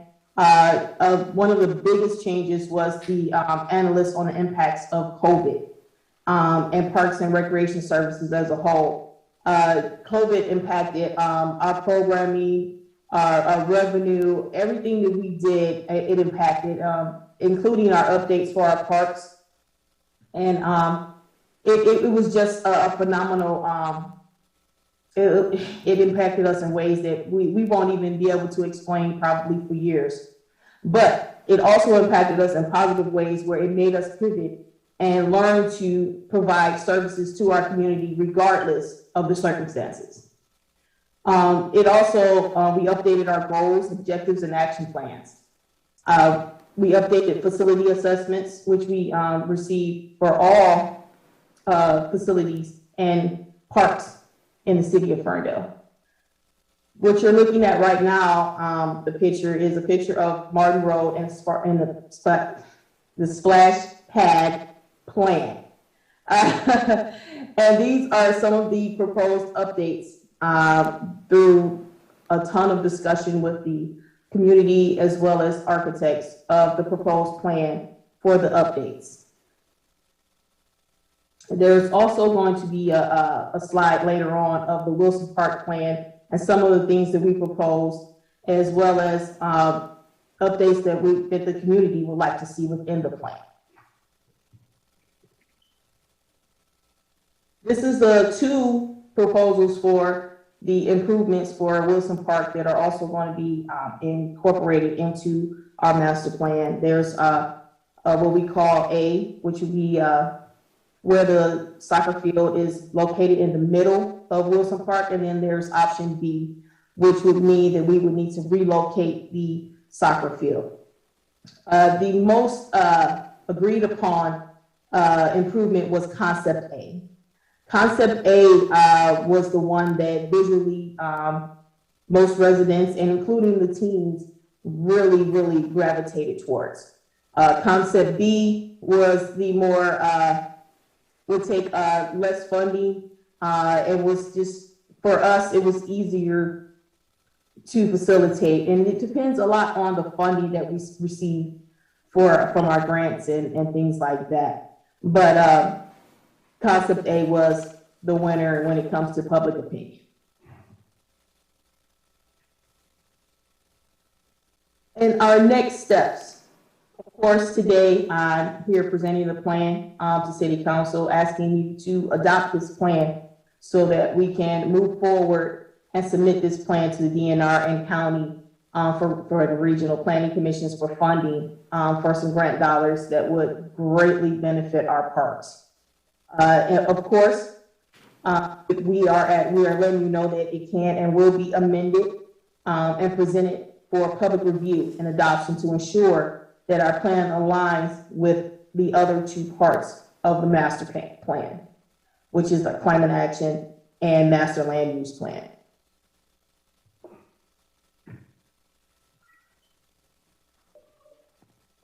I think Lorena. Yep. So I just wanted to chime in very briefly. As you know, today we're asking you or council to adopt the master plan. Of course, following this, we're going to have a public hearing where there may be some comments, but we also have some comments that need to be incorporated into the plan that we're asking once you adopt these plans, you also adopt the comments that go along with it. And the comments that we have are basically more grammatical, some updates to numbers such as the amount of amenities we have in our parks, our barrier-free ratings, again, minor grammatical additional language that needed to be added that wasn't in there prior. One of the main comments that we are adding that's not in there now is a little more information about our Ferndale Senior Group, specifically what they stand for, what type of, what do you get with their memberships, as well as the type of programs that they offer. There's nothing that's really substantial, just more so comments dealing with just clarifications, updating numbers, and making sure everything is clear. And that's all I have. All right, thank you for the presentation. And I now will open up the public hearing at 8:36 for taking public comment. And I know there's one person in the chamber. Dave, are you interested in making, no, at this time? All right, then we will go over to Zoom. And Kyle, if you can manage that for us. I know Lynn wanted to make a comment, but not sure if there's others there tonight. Go ahead, Lynn. Welcome back, Lynn.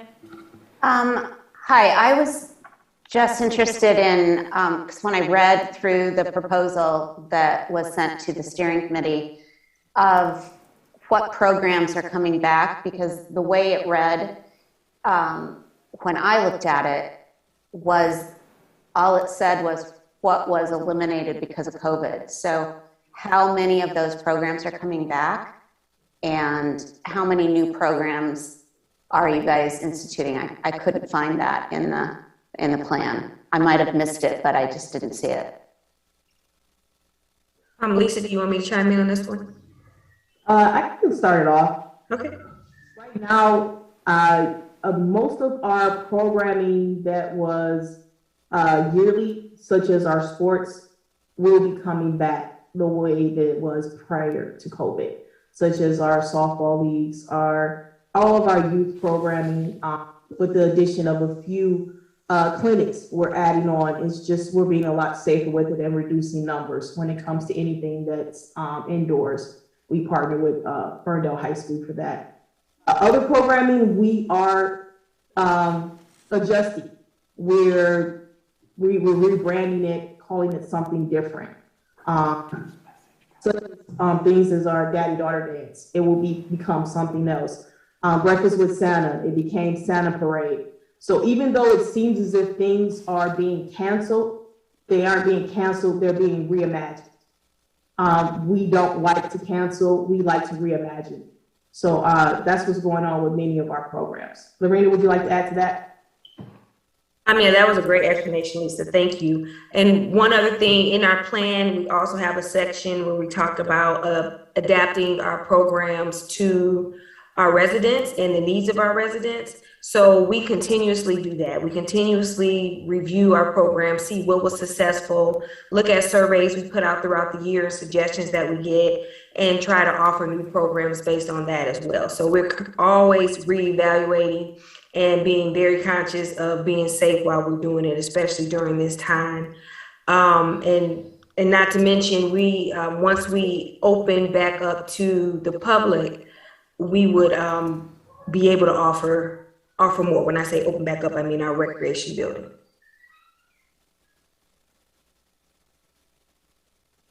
I don't know, am I muted? Can you guys hear me? 'Cause I had a call with Lisa and had a lot of ideas, and I didn't really see any of those ideas articulated in the plan, and did a lot of research, did a lot of investigation, came up with a lot of things, and just wondering if that was all in vain or if those might be looked at in the future. No, Lynn, it was not in vain. There are some things that we are working on that aren't always publicized, such as some of our summer programming. We're trying to get some of our projects, such as Martin Road, completed, and that is the location of some of the great things that we talked about that I want to house it at. This summer, we're going to be doing some things at the Curling Club, and I don't want to put it out there into the public until I have everything organized and ready to go. But I don't want to steal your thunder. You gave me some great ideas, and I will be implementing a few of them this summer. Okay, great. I hadn't heard anything, and when we ended that call, you had said you'd be back in touch shortly, and then the next thing I had was that the plan was done and being taken to Planning Commission and Council, and it was a little soul crushing. So thank you. Oh, no problem. It's because of the MDNR grant money, and we had to focus to get this done very, very quickly. The master plan as a whole will not be done this fast.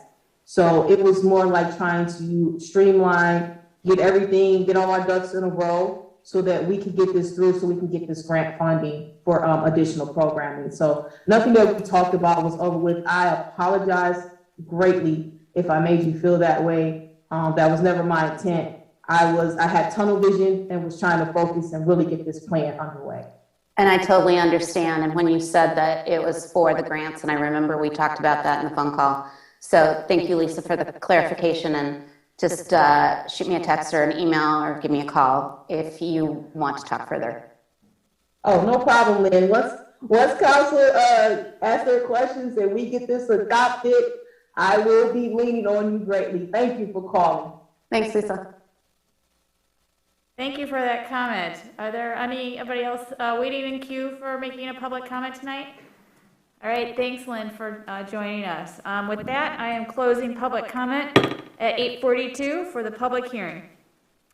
Moving on to questions from council.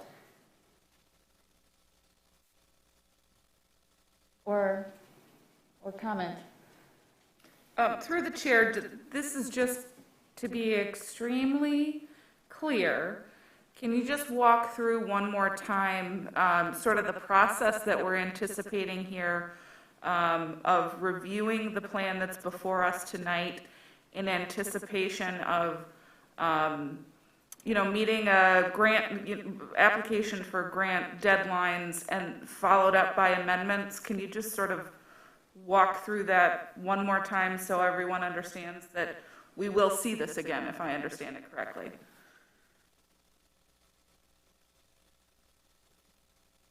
Yes, there will be amendments made again to this proposal that we're proposing today. We have to have this completed and turned into MDNR by February 1st. So this is basically the framework, the bones of it, and we will continue to add to it and tweak it and make it better.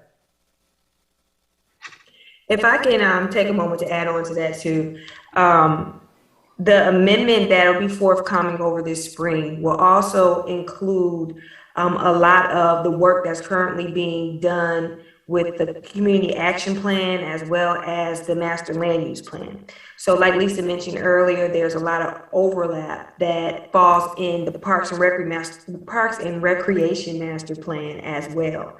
So as they continue that great work and finalize that information, some of that information will then be put into the Parks and Rec master plan. In addition, there's additional financial information that will be updated. For instance, the audit will be before council for approval towards the end of this month. And so we'll be able to update with the most current numbers in the financial section of the master plan. So after February 1st, when we submit submit the master plan to MDNR, additional comments that'll be mainly off of the land use plan and climate action plan will be incorporated this spring. In addition, if there's any other updates that need to be added, similar to what Lisa and Lynn were talking about earlier. Thank you. Through the chair, actually, Councilwoman James's question triggered a thought for me.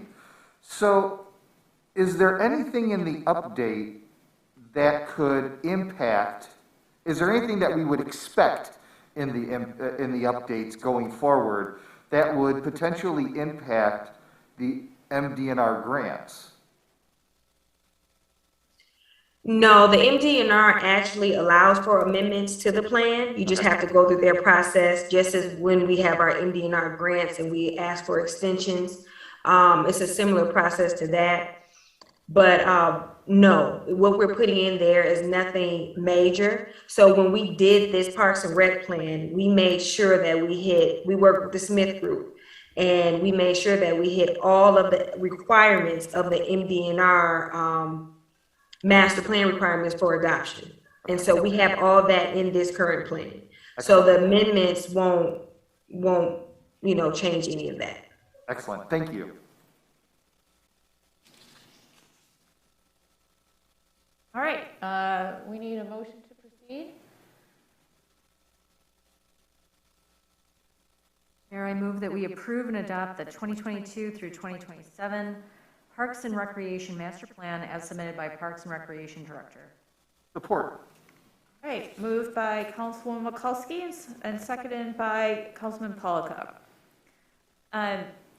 I just wanted to say I think this is a really great plan. I really appreciate the Parks and Rec team and the residents hustling on this to get us to this point. And I know that there will be amendments to come, but I'm really excited about the inclusivity and the equity approaches that this park plan is taking. It's coming through stronger than ever than before. It was always there in the last version, but I think this is more up front and center about how the Parks and Rec team and the City Council and staff can do some strategic investments to take stronger steps forward. So I look forward to continuing those conversations with our residents and our team here. All right, Madam Clerk. Councilmember Polika? Yes. Councilmember James? Yes. Mayor Pro Tem Leaks May? Yes. Councilmember Mikulski? Yes. And Mayor Piana? Yes. All right, we are now on to the consent agenda. Number 8, I'm going to read everything and then council can make their determinations of how to proceed. 8A, approval of minutes of the January 10th, 2022 regular council meeting. 8B, approval of the 3-year extension of the guaranteed maintenance agreement with Michigan Office Solutions for the city's existing KIP building plans and document scanner for a total of $3,096 from available funds and contractual services account 101-371-818.000 and authorization of the building official to execute the necessary documents to initiate service. 8C, approval of a permit modification request for Thrive Enterprises, DBA Gage Cannabis Company 155 Academy. 8D, approval of the permit modification request for Focus Group Enterprises, DBA Crucial Cannabis 642 East 9 Mile. 8E, approval of a 3-year planned maintenance and on-call service for HVAC control systems for City Hall, Police Station, and Coolidge Community Center by Siemens for $38,520. 8F, approval of the CN Eco Connections from the Ground Up Grant Agreement for the Wilson Park Improvement Project and authorization of the Parks and Recreation Director to sign the agreement. 8G, resolution to support of the Pan-African flag raising for Black History Month. 8H, approval and acceptance of water main and sewer easements from Robertson Wilson Park Village. 8I, approval of additional services for Plan Ferndale for an updated public participation plan and climate action plan implementation activities an amount not to exceed $10,000 using available funds from account 101-371-706.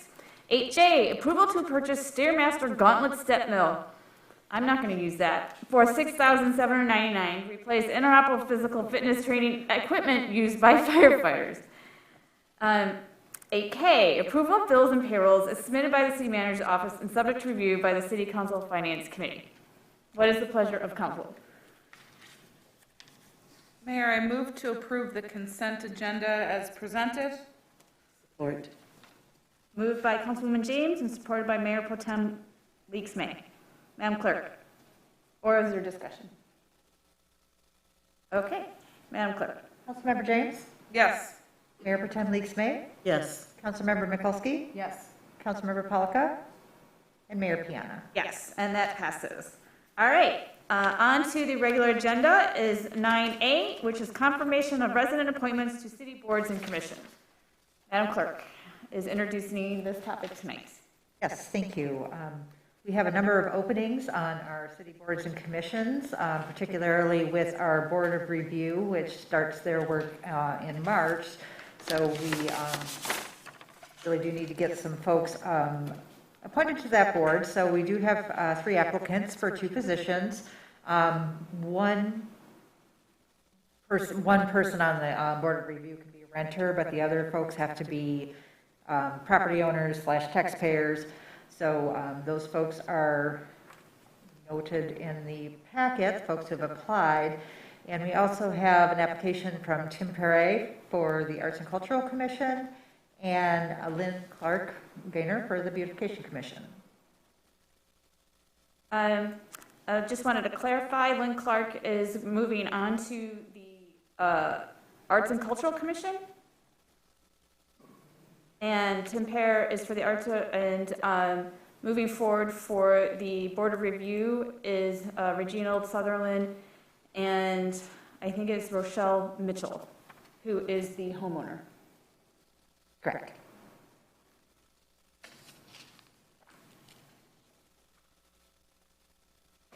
So Lynn Clark, again, is to the Arts and Cultural Commission, along with Tim Parr, and then 2 people, Reginald, Reggie Sutherland, and Rochelle Mitchell.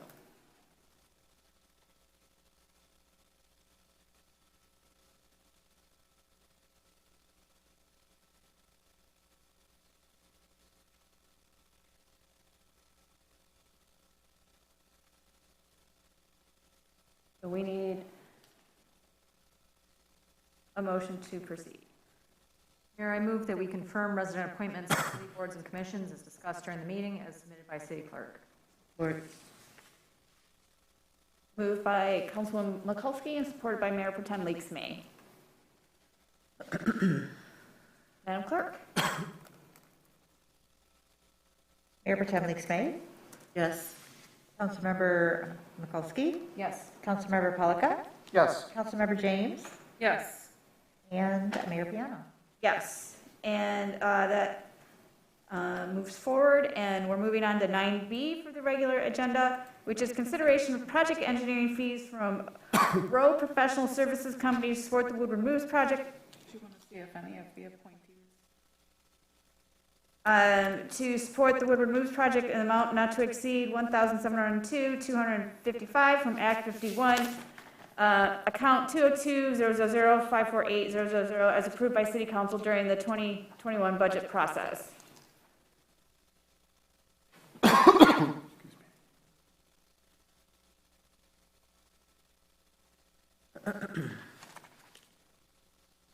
Mayor, Council, good evening once more. Thank you for the other opportunity to present this item. This is essentially the commencement of the Woodward Moves project. Following the announcement from SEMCOG and MDOT that we were receiving the full TAP grant award that was received, that sets a chain of events in motion leading back to when Council approved the grant application back in 2021. Basically, what these funds will do, these come from our local match that was part of that approval, using those Act 51 dollars. The engineering expense in that match was about $334,000, and this will come from that pot.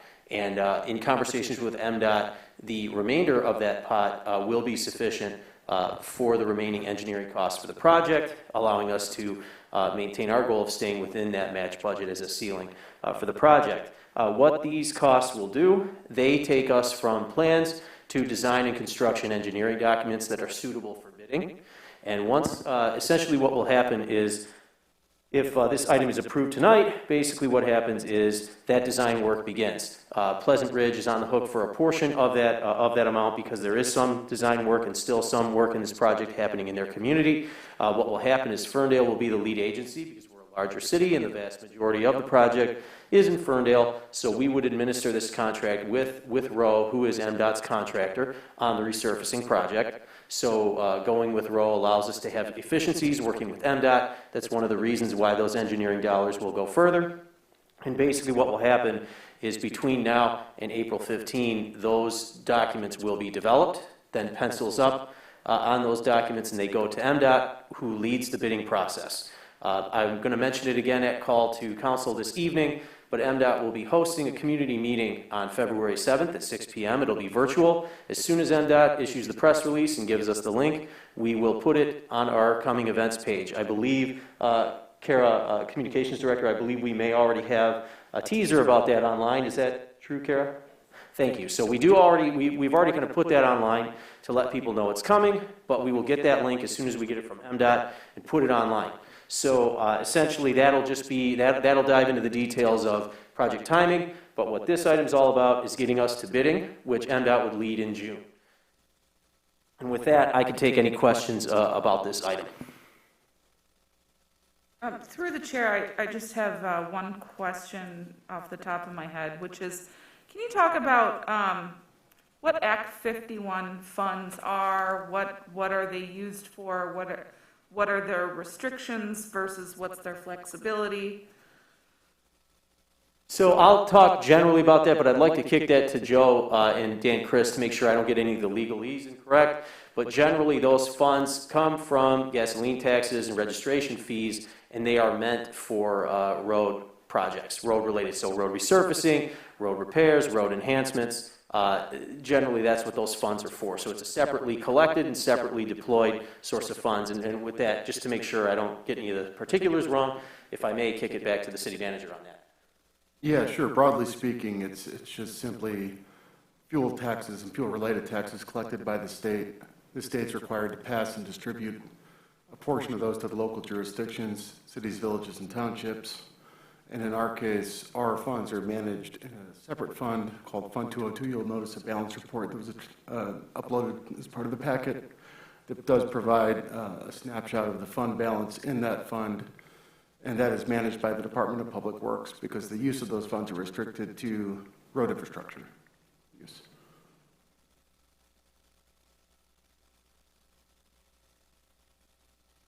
Through the chair, just so I'm reading this correctly, so the fund balance that is unassigned is within the column that ends with 2022, it's $2,790,989.68. Is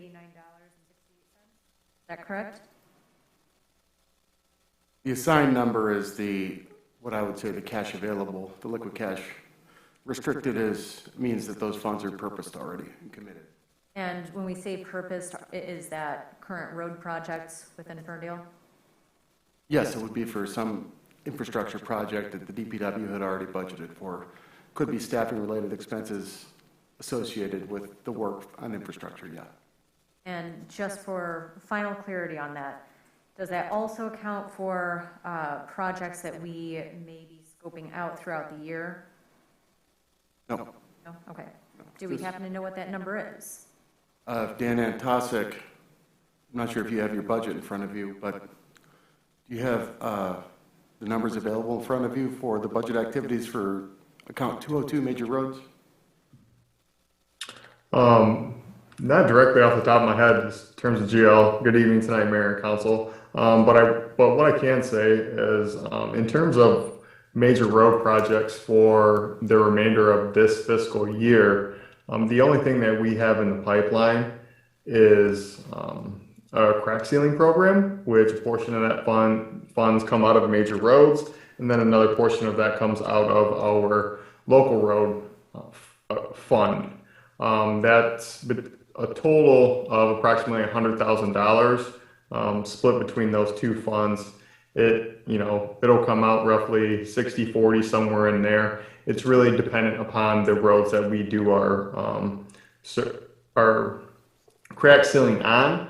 The bulk of our capital for major road funds this year is related to equipment purchases for dump trucks that were approved by council back in, I believe, August or May of 2021 towards the replacements for scheduled dump trucks and things of that nature. But largely, we have not been spending down major and local road funds on our capital projects due to the road bond that we have. The last project that we funded out of our major roads account for our capital outlay would be the resurfacing project on West Marshall that occurred over the summer. Through the chair, do we have a rough estimate of how much we are allocated on a yearly basis through Act 51 dollars? Is that a known quantity?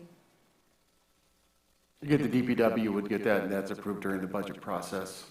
We don't have the budget in front of us, and I'm hesitant on having that kind of a conversation, but what I can say is DPW and Finance Director will give council funding activities report for the current year. We are having a mid-year budget adjustment the next council meeting as well.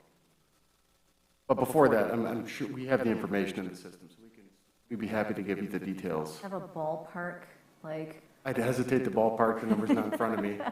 I'm not comfortable with that. All right.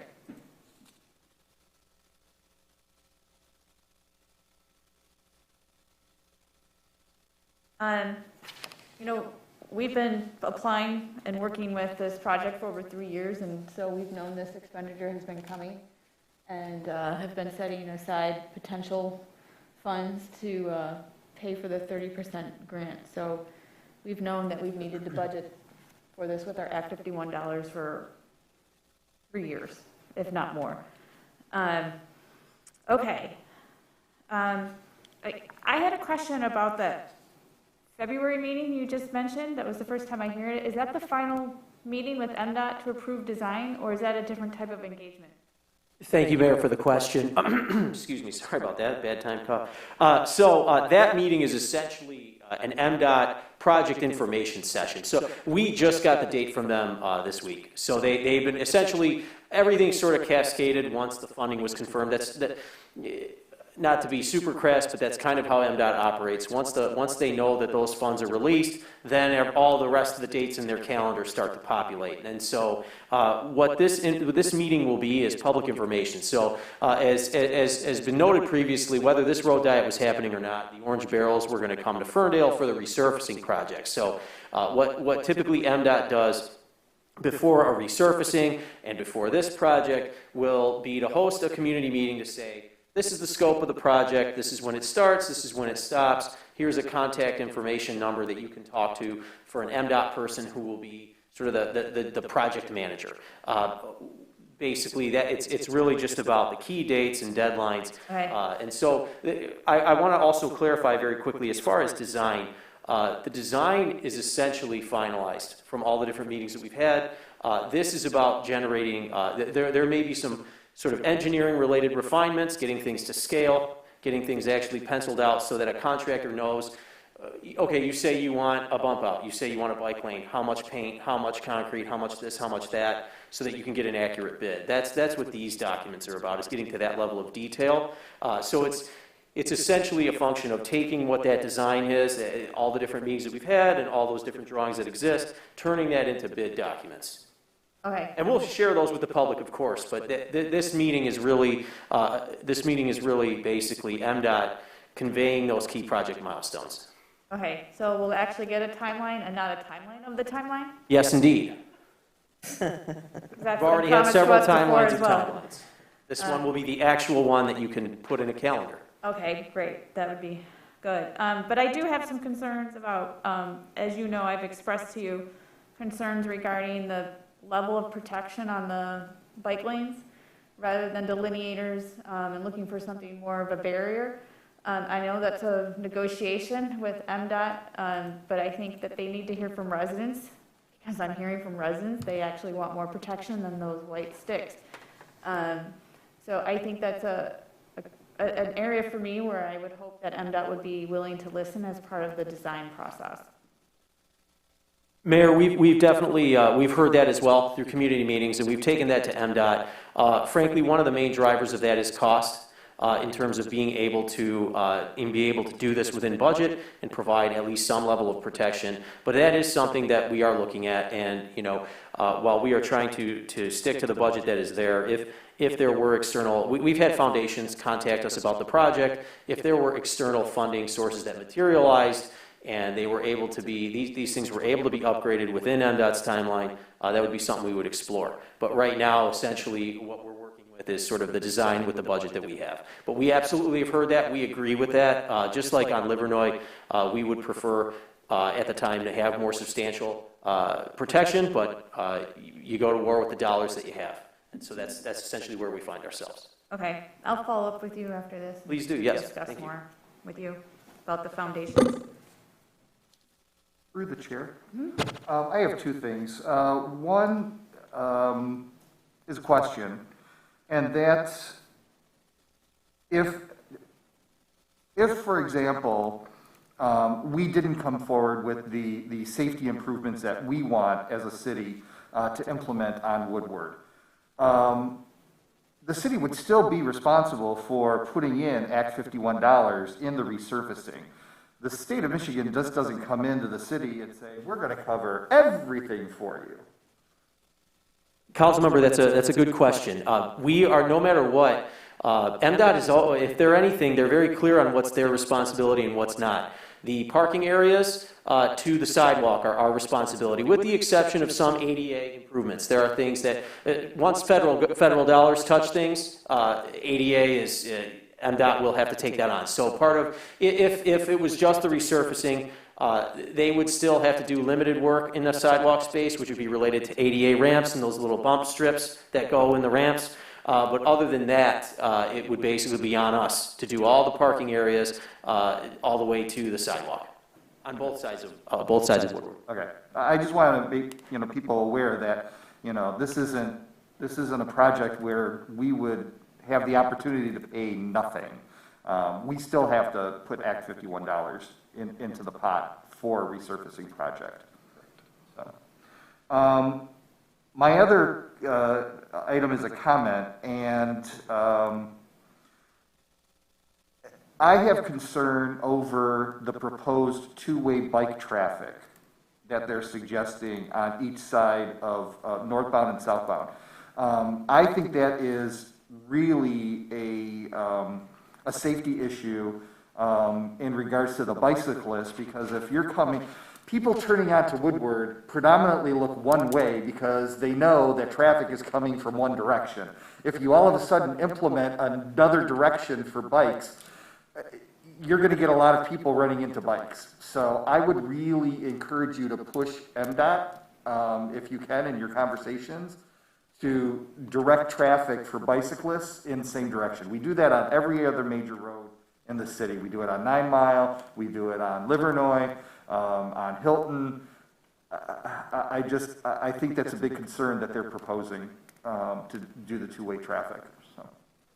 I appreciate that, Councilmember. I will definitely take that to MDOT in the conversations. I will say, while I want to do justice to the conversations that have happened, I won't claim to remember every detail to this point. I know that that was part of the conversation, and one of the unique things about Woodward being such a wide road, one element that is acknowledged is people are going to do what people do, and just like they jaywalk as pedestrians, one of the reasons that they wanted to provide, and again, this is not necessarily a counterpoint, it's not necessarily to defend or refute, it's just sort of part of the conversation that happened and why those materialized the way they did, was to enable folks who are traveling up and down Woodward to be able to better navigate either side of the road without having to cross, without having to sort of go a quarter mile because there's not a mid-block to cross to the other side of Woodward. It enabled that sort of up and down traffic. But it still is a worthy conversation to have. It's an important point, and we will absolutely ask MDOT to speak to that, and we'll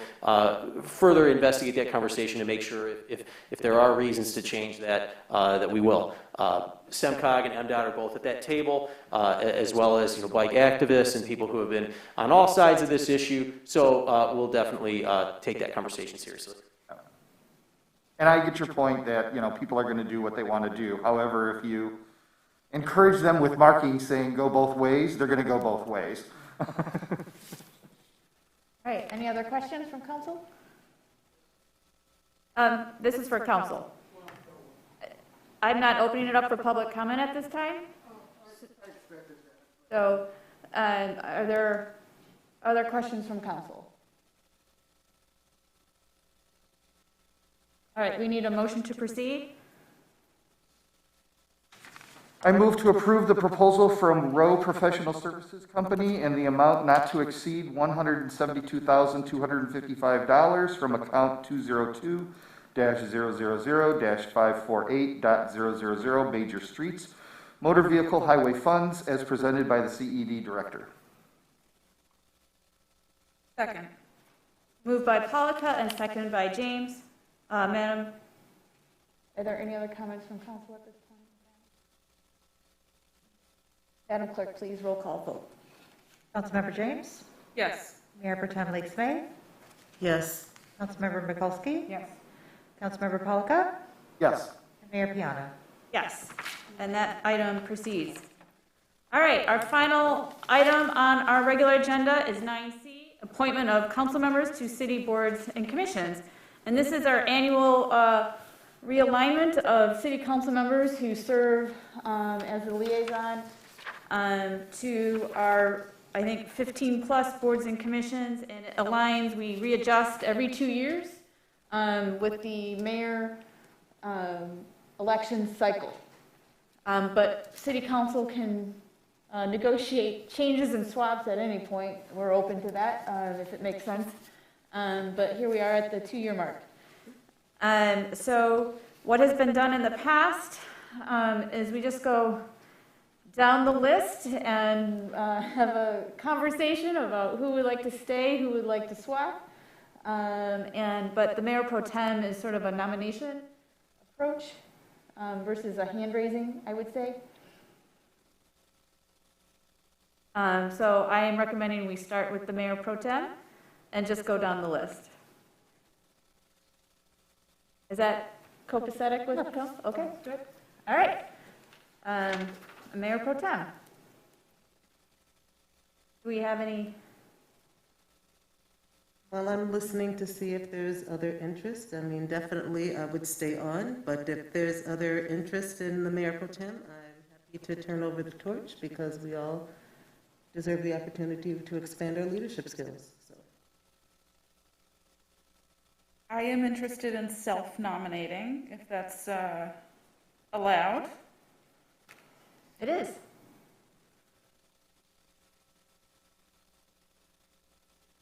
All right. We have 2 nominations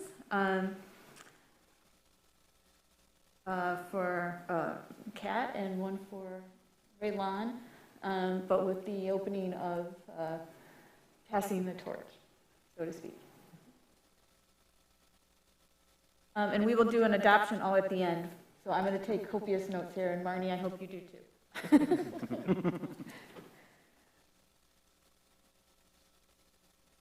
Is there discussion or support for Councilman James? What is the protocol as far as support? Just any of us at this point? Yeah, anybody. Okay.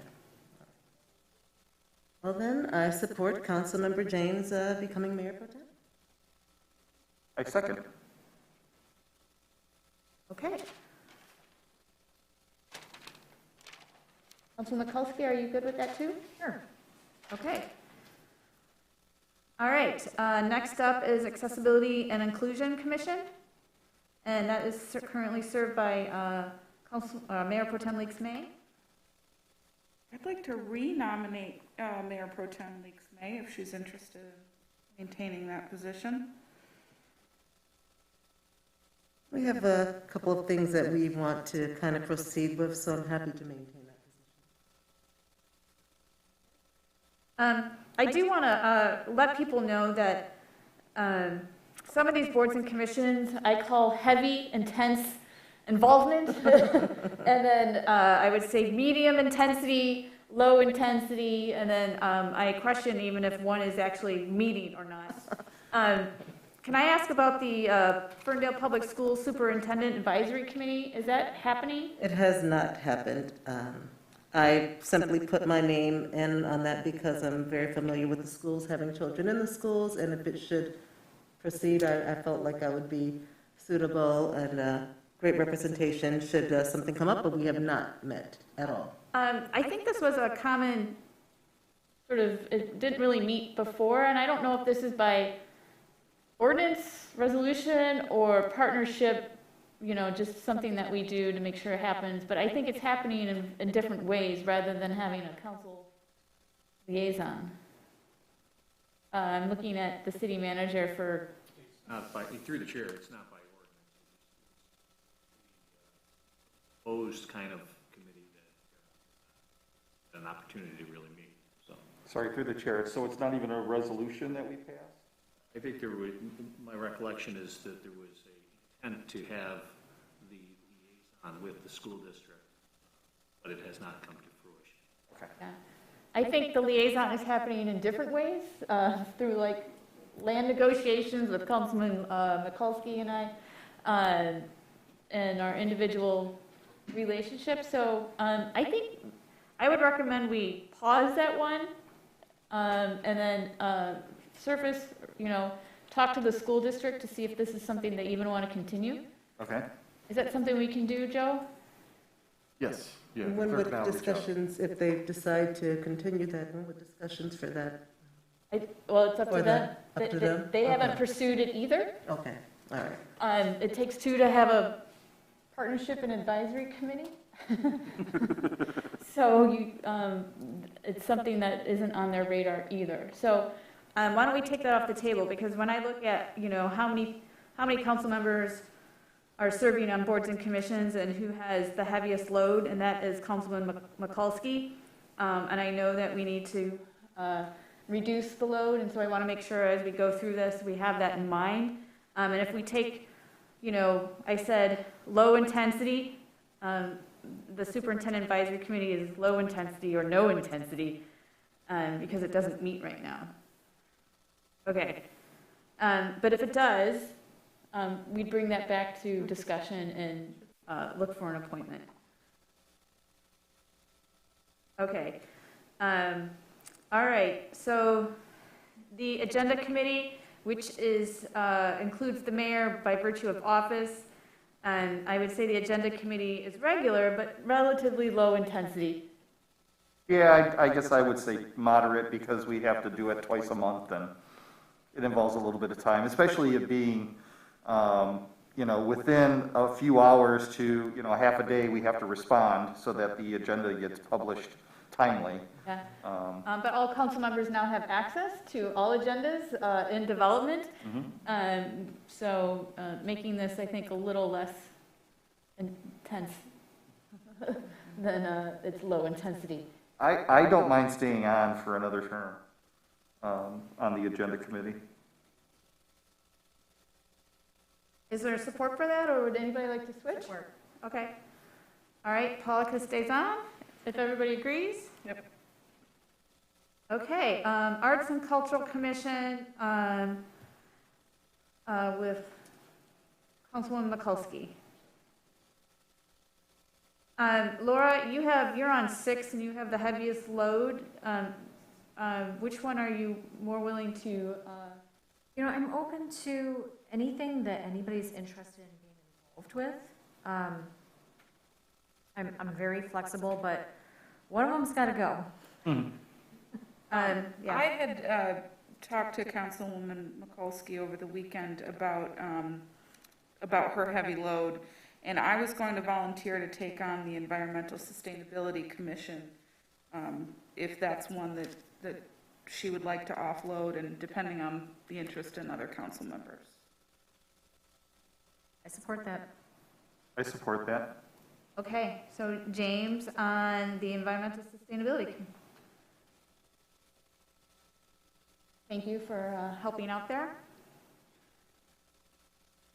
Okay, going back up to Arts and Cultural Commission. I can stay on that. I support that. Same with beautification, if we just want to knock those two out right now. Yeah. I think they're ripe for some transformation there, and you have my support on leading through that. Yep, I support that. Board of Zoning and Appeals.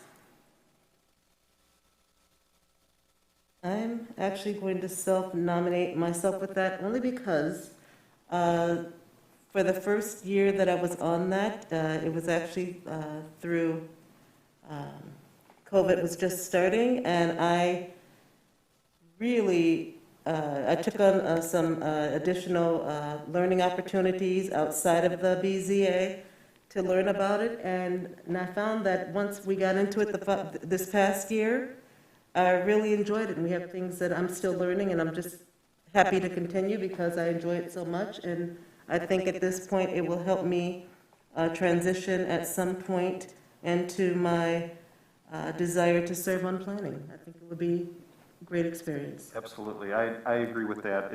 I was on the BZA for 6 years, and it was really a great experience. And there's just some incredible volunteers, residents that are on the commission. So Gotta love the codes. oh yeah, I support you.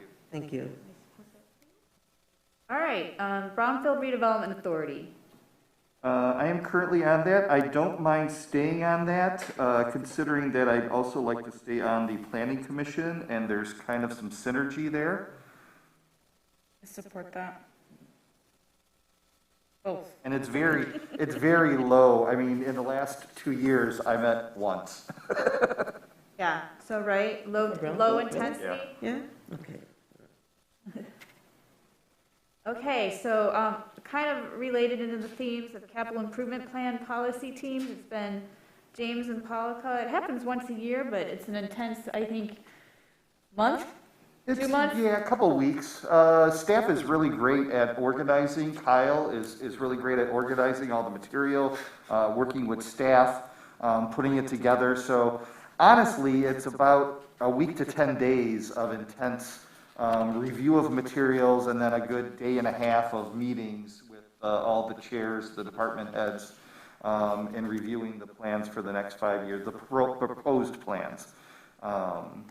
But other than that, it's really the month of October, November kind of time period that we work with. So I don't mind staying on that for another term unless someone has a passion to be on that. Well, we need 2. Well, and I would renominate myself because I talked to Councilman Pollica over the weekend too and said, I genuinely don't have a memory of this. And I think it's because this past fall was really bad. So I'd like to give it another shot and be engaged. Yeah. I'd like to work with you on that. Okay, so the next 3 are by the virtue of office, but I do want to be honest that the 8 Mile Boulevard Association one is usually led by our CED director, who goes in my place, but it makes sense, or it has made sense for the last few years, since he used to be the executive director. But that ain't going to be the case going forward after April. So we'll have to revisit that, but I will consider that going forward. And then an employee pension board. It's been me and Pollica for the last 2 years. Is that something? I'd like to stay on the pension board. If you like actuarial, look, Councilman Mikulski, this might be up your alley too. Tell me about a 7:30 meeting. Yeah, it's a 7:30 a.m. meeting. Then I'm going to pass. All right, it remains me and Pollica. Environmental Sustainability Commission, James, we have taken a pass on the Ferndale Public Schools Superintendent Advisory Committee until we get more information. Finance Committee has been Mayor Pro Tem Leaks May and Councilwoman Mikulski. What is your preference? I would like to stay on that. And I would actually like to stay on that as well. I don't mind staying on that one. Okay, and the Liquor License Review Committee? We met 0 times. So that's low intensity? Yep. I'm very interested in that. I'd love for you to take that on. Wait a minute, we were supposed to be removing things from Mikulski's plate. But low intensity. Oh, okay, all right. As long as you agree, Councilwoman Mikulski. Absolutely. Okay. All right, and then the Ordinance Committee is high, well, it has been the highest intensity of the last 2 years that I can recall. Yeah. And what is the pleasure of you both? What would you like I'd to like do? to stay on. I would like to stay on unless somebody else is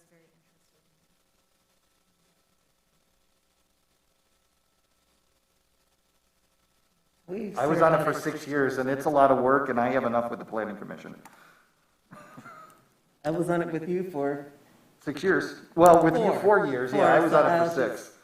pass it on to the. Okay, I think, okay. And then Parks and Recreation. And how long were you on that one? 6 years.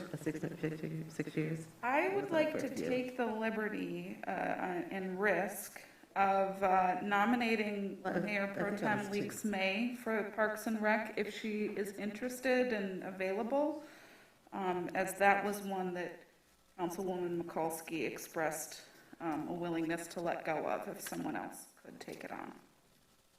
I support. Well, I think she's got to accept. Let me accept that.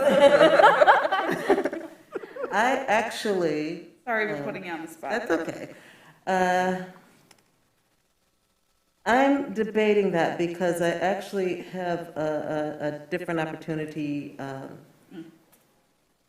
coming forward that I'd like, I'll discuss with the mayor at some point, and I just think that with what I have going on right now, that one was a very big one, and that really needs some attention. That's fair. And I just don't know if I'm going to be able to do that one. I did serve on it for a couple of years already.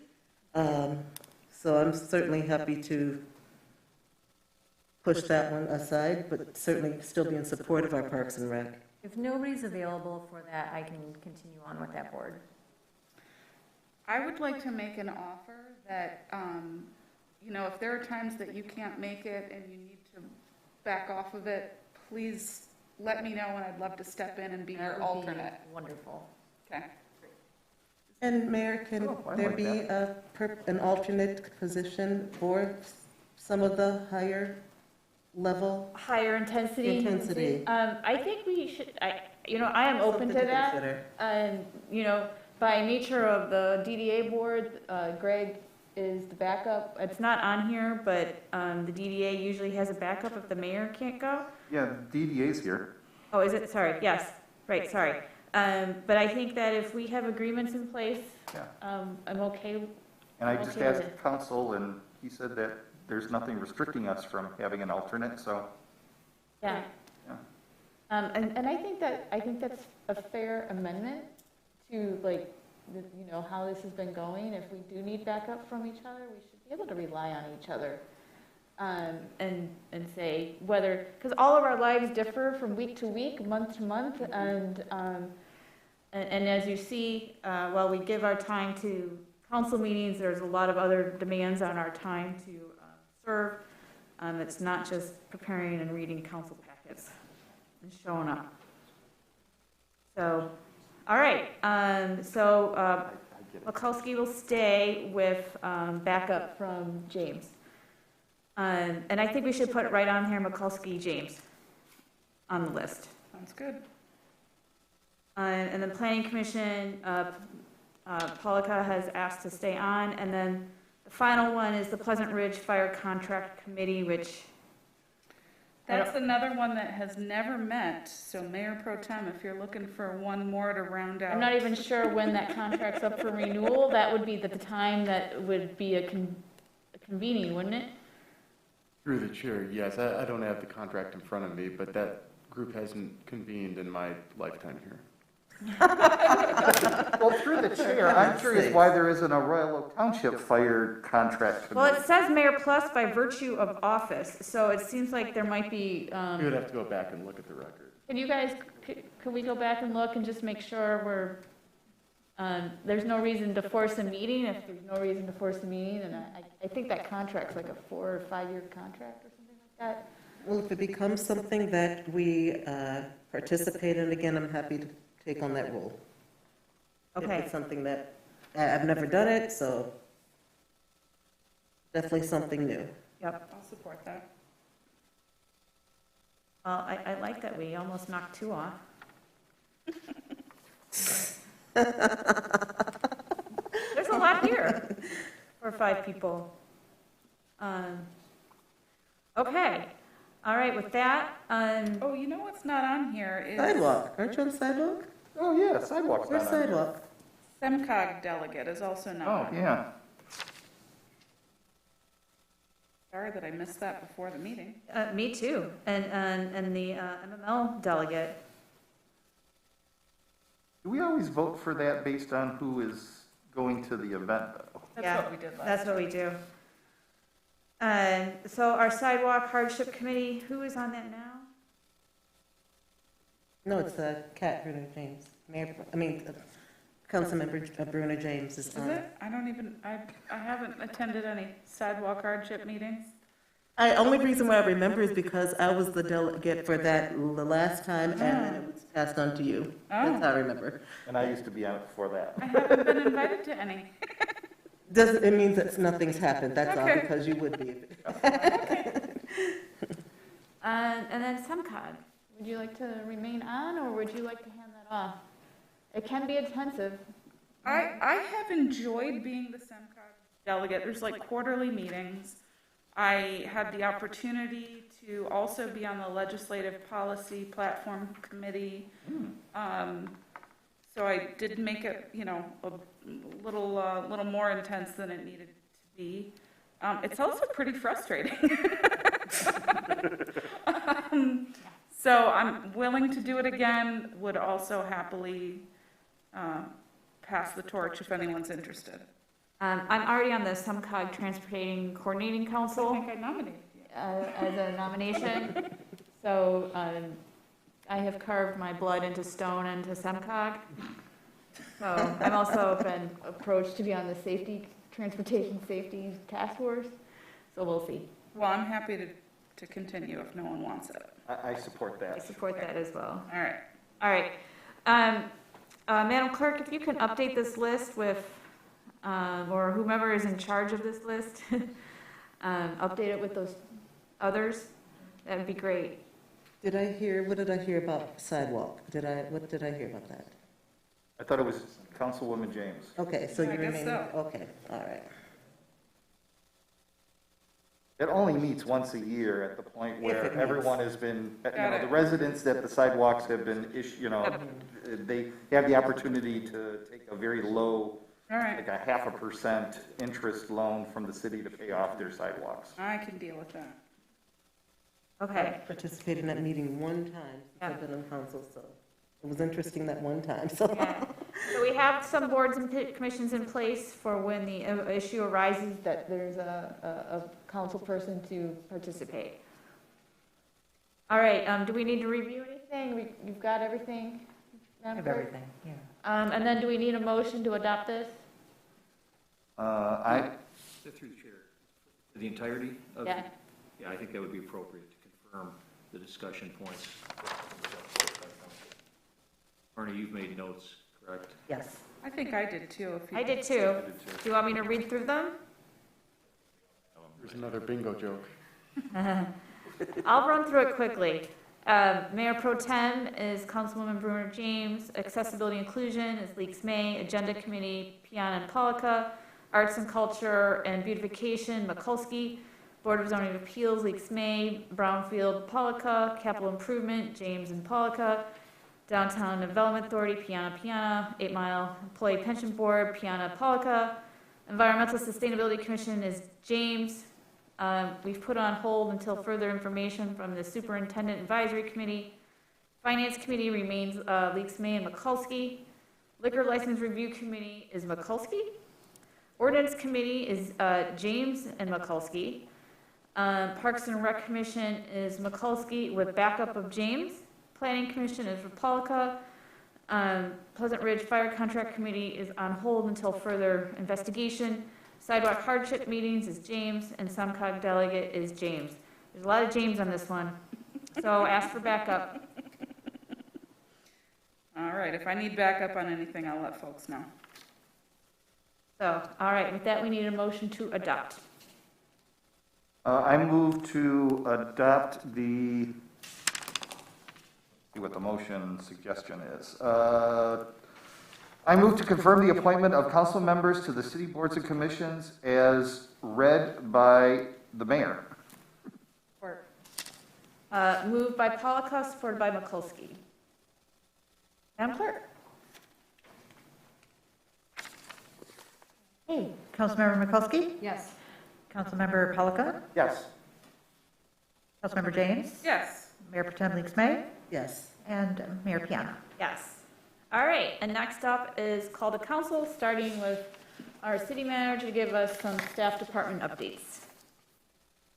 Thank you, Mayor. Let me get my list ready.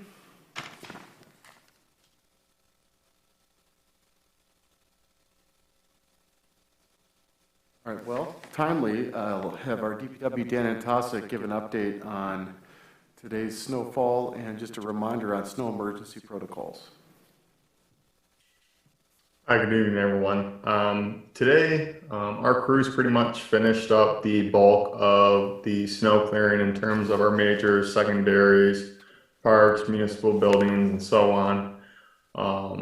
Roughly about 7 p.m. tonight. This is a reminder that while we did not call a snow emergency tonight, at some point in time of the year, we will be calling a snow emergency. Those are typically for snowfall events with 4+ inches of snow, where we do want to see and require all the cars to be moved off the road. We do understand that we do have a number of properties that do not have driveways. For the residents that do occupy one of those properties, they can visit the police department and obtain a permit to park in one of the city's metered lots, parking lots, and so on, so we can get those streets plowed curb to curb during those snow events. And then as soon as that street's been plowed, they can return to on-street parking. So, we do ask to please be mindful when we are going to receive a significant snowfall event to make sure that you check our various social media platforms, city website, and so on. Communications does a great job at getting that information out as soon as possible. We do like to give as much advance notice as possible if we do believe a snow emergency is required, so that people have time to plan appropriately. In addition to that, I would ask that, during this time of the year, while you are out on the roads, whether you are driving or you are a pedestrian or riding a bike, to please be mindful of the snowplow trucks and things of that nature. If you can keep your distance, please keep your distance. If you are on the sidewalk and you see one of those trucks coming, it is not the easiest for one of those trucks to stop in a very short period of time. So if you could just kind of get as far away from the street as possible so you do not get splashed with snow or slush, something of that nature, you will save a couple $dollars on your dry cleaning bill, in addition to, not putting yourself in any hazard. That also goes for those, parking in on-street parking bays. Take a double look in your mirror, make sure you don't have a plow truck coming or anything of that nature. So, just be mindful this time of year, due to the nature of that work that is going on the road. So that's all I have tonight, Mayor, Council. Thank you, Dan. Jordan, I have a note. I'm going to give you one more opportunity just to get that information about that MDOT public meeting one more time. Yes, thank you, Joe. For anybody who's listening at home, just another reminder that the Michigan Department of Transportation will be hosting a public information session on February 7th, 6 p.m. to 7:30. You'll be able to find the link to participate in that virtually as soon as we get it from MDOT. We already have it featured on our coming events section of the website, but we'll post that link, so just please keep an eye out on that. And speaking of communications doing a good job, we'll be working with Kara to get that out to let people know that that link is live and ready. But again, that is February 7th, 6 p.m. to 7:30, where MDOT will be giving information about the resurfacing and road diet project. Thanks, Jordan, and I'll piggyback on that. The best way to really get engaged with all the current updates on communications is registering for that monthly e-newsletter that's sent out by our Director of Communications on behalf of the Mayor. I believe the information is on the city website, but I do encourage, we have a lot of dynamic content going out these days, so that's a good way to stay on top of it. And really the only updates that I have are from my office, so a reminder that there will be a special session of council on Monday, January 31st, that's next Monday. Specifically what we did is we've had quite a lot of transition with the finance department, and our audit presentation is just coming later than it otherwise typically would have, which would be in late December, early January. So this is a special session on January 31st, giving it the same amount of time it otherwise would have had in a normal year. That'll be presented next week, and that agenda is going to be published this week according to normal agenda timelines. The Facilities Task Force applications are in process. I did just want to put a public reminder that we are receiving them. You should be receiving an application confirmation when you do submit. And if you do have questions about the status of your application, please send an email to citymanager@ferndalemI.gov, and our team would be happy to confirm your status if you'd like. And that's all. Excellent. Thank you. I believe I started on the right side last time for council updates, so I'm going to start on the left side, starting with Councilman Polika. I have nothing this week. All right, Mayor Pro Tem Leaks May. I do have something. I just wanted to acknowledge the passing of a former Ferndale Historical Society Museum board member, David Lungu, who passed away early in January. And he was apparently, I didn't know Mr. Lungu, but he helped with the web design and the technical aspect that is involved with the Historical Museum. And I just wanted to send my condolences out to his family.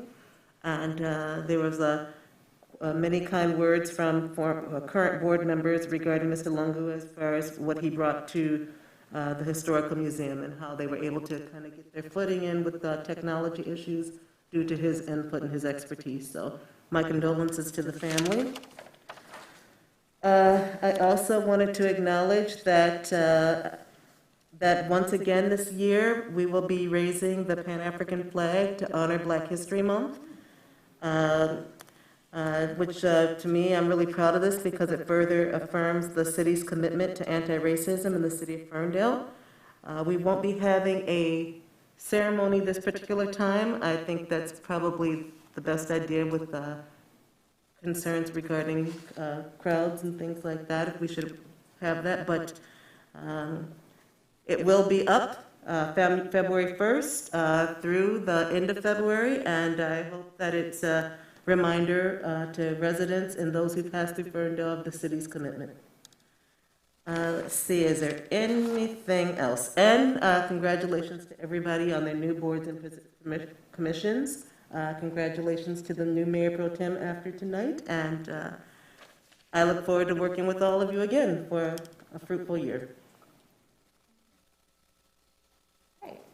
Councilwoman James. Nada. All right. Councilwoman Mikulski. I also have nothing tonight. Oh my gosh, and neither do I. Other than, please shovel your sidewalks in front of your homes. We got some heavy snowfall. Yes. I walked to council tonight, and so I really appreciated the DDA also taking time to remove snow off of our DDA district, TIF district sidewalks, so made it easier getting here. Just be mindful of the safety of your fellow neighbors. Can I piggyback off of that? Sure. You know, if you have the opportunity while you're out shoveling and it's not too much trouble, help out your neighbors too. Yep. There are a lot of people homesick right now. You know, not everyone has the physical capability of removing their own snow, so help each other out. Yeah, and please don't shame them on public social media. So inquire with them first to see if they need help before you take a picture of it and put it on social media, saying how awful neighbor you have. That is not a good neighbor's approach to creating community within your neighborhood. All right, with that, it is 9:45. Thanks, everyone, and have a safe and warm evening. This meeting is adjourned at 9:45. Recording stopped. Not too bad. That was a lot. It wasn't a lot, but you know what? I'm impressed that we got it done before 10 p.m. Yeah. Yeah.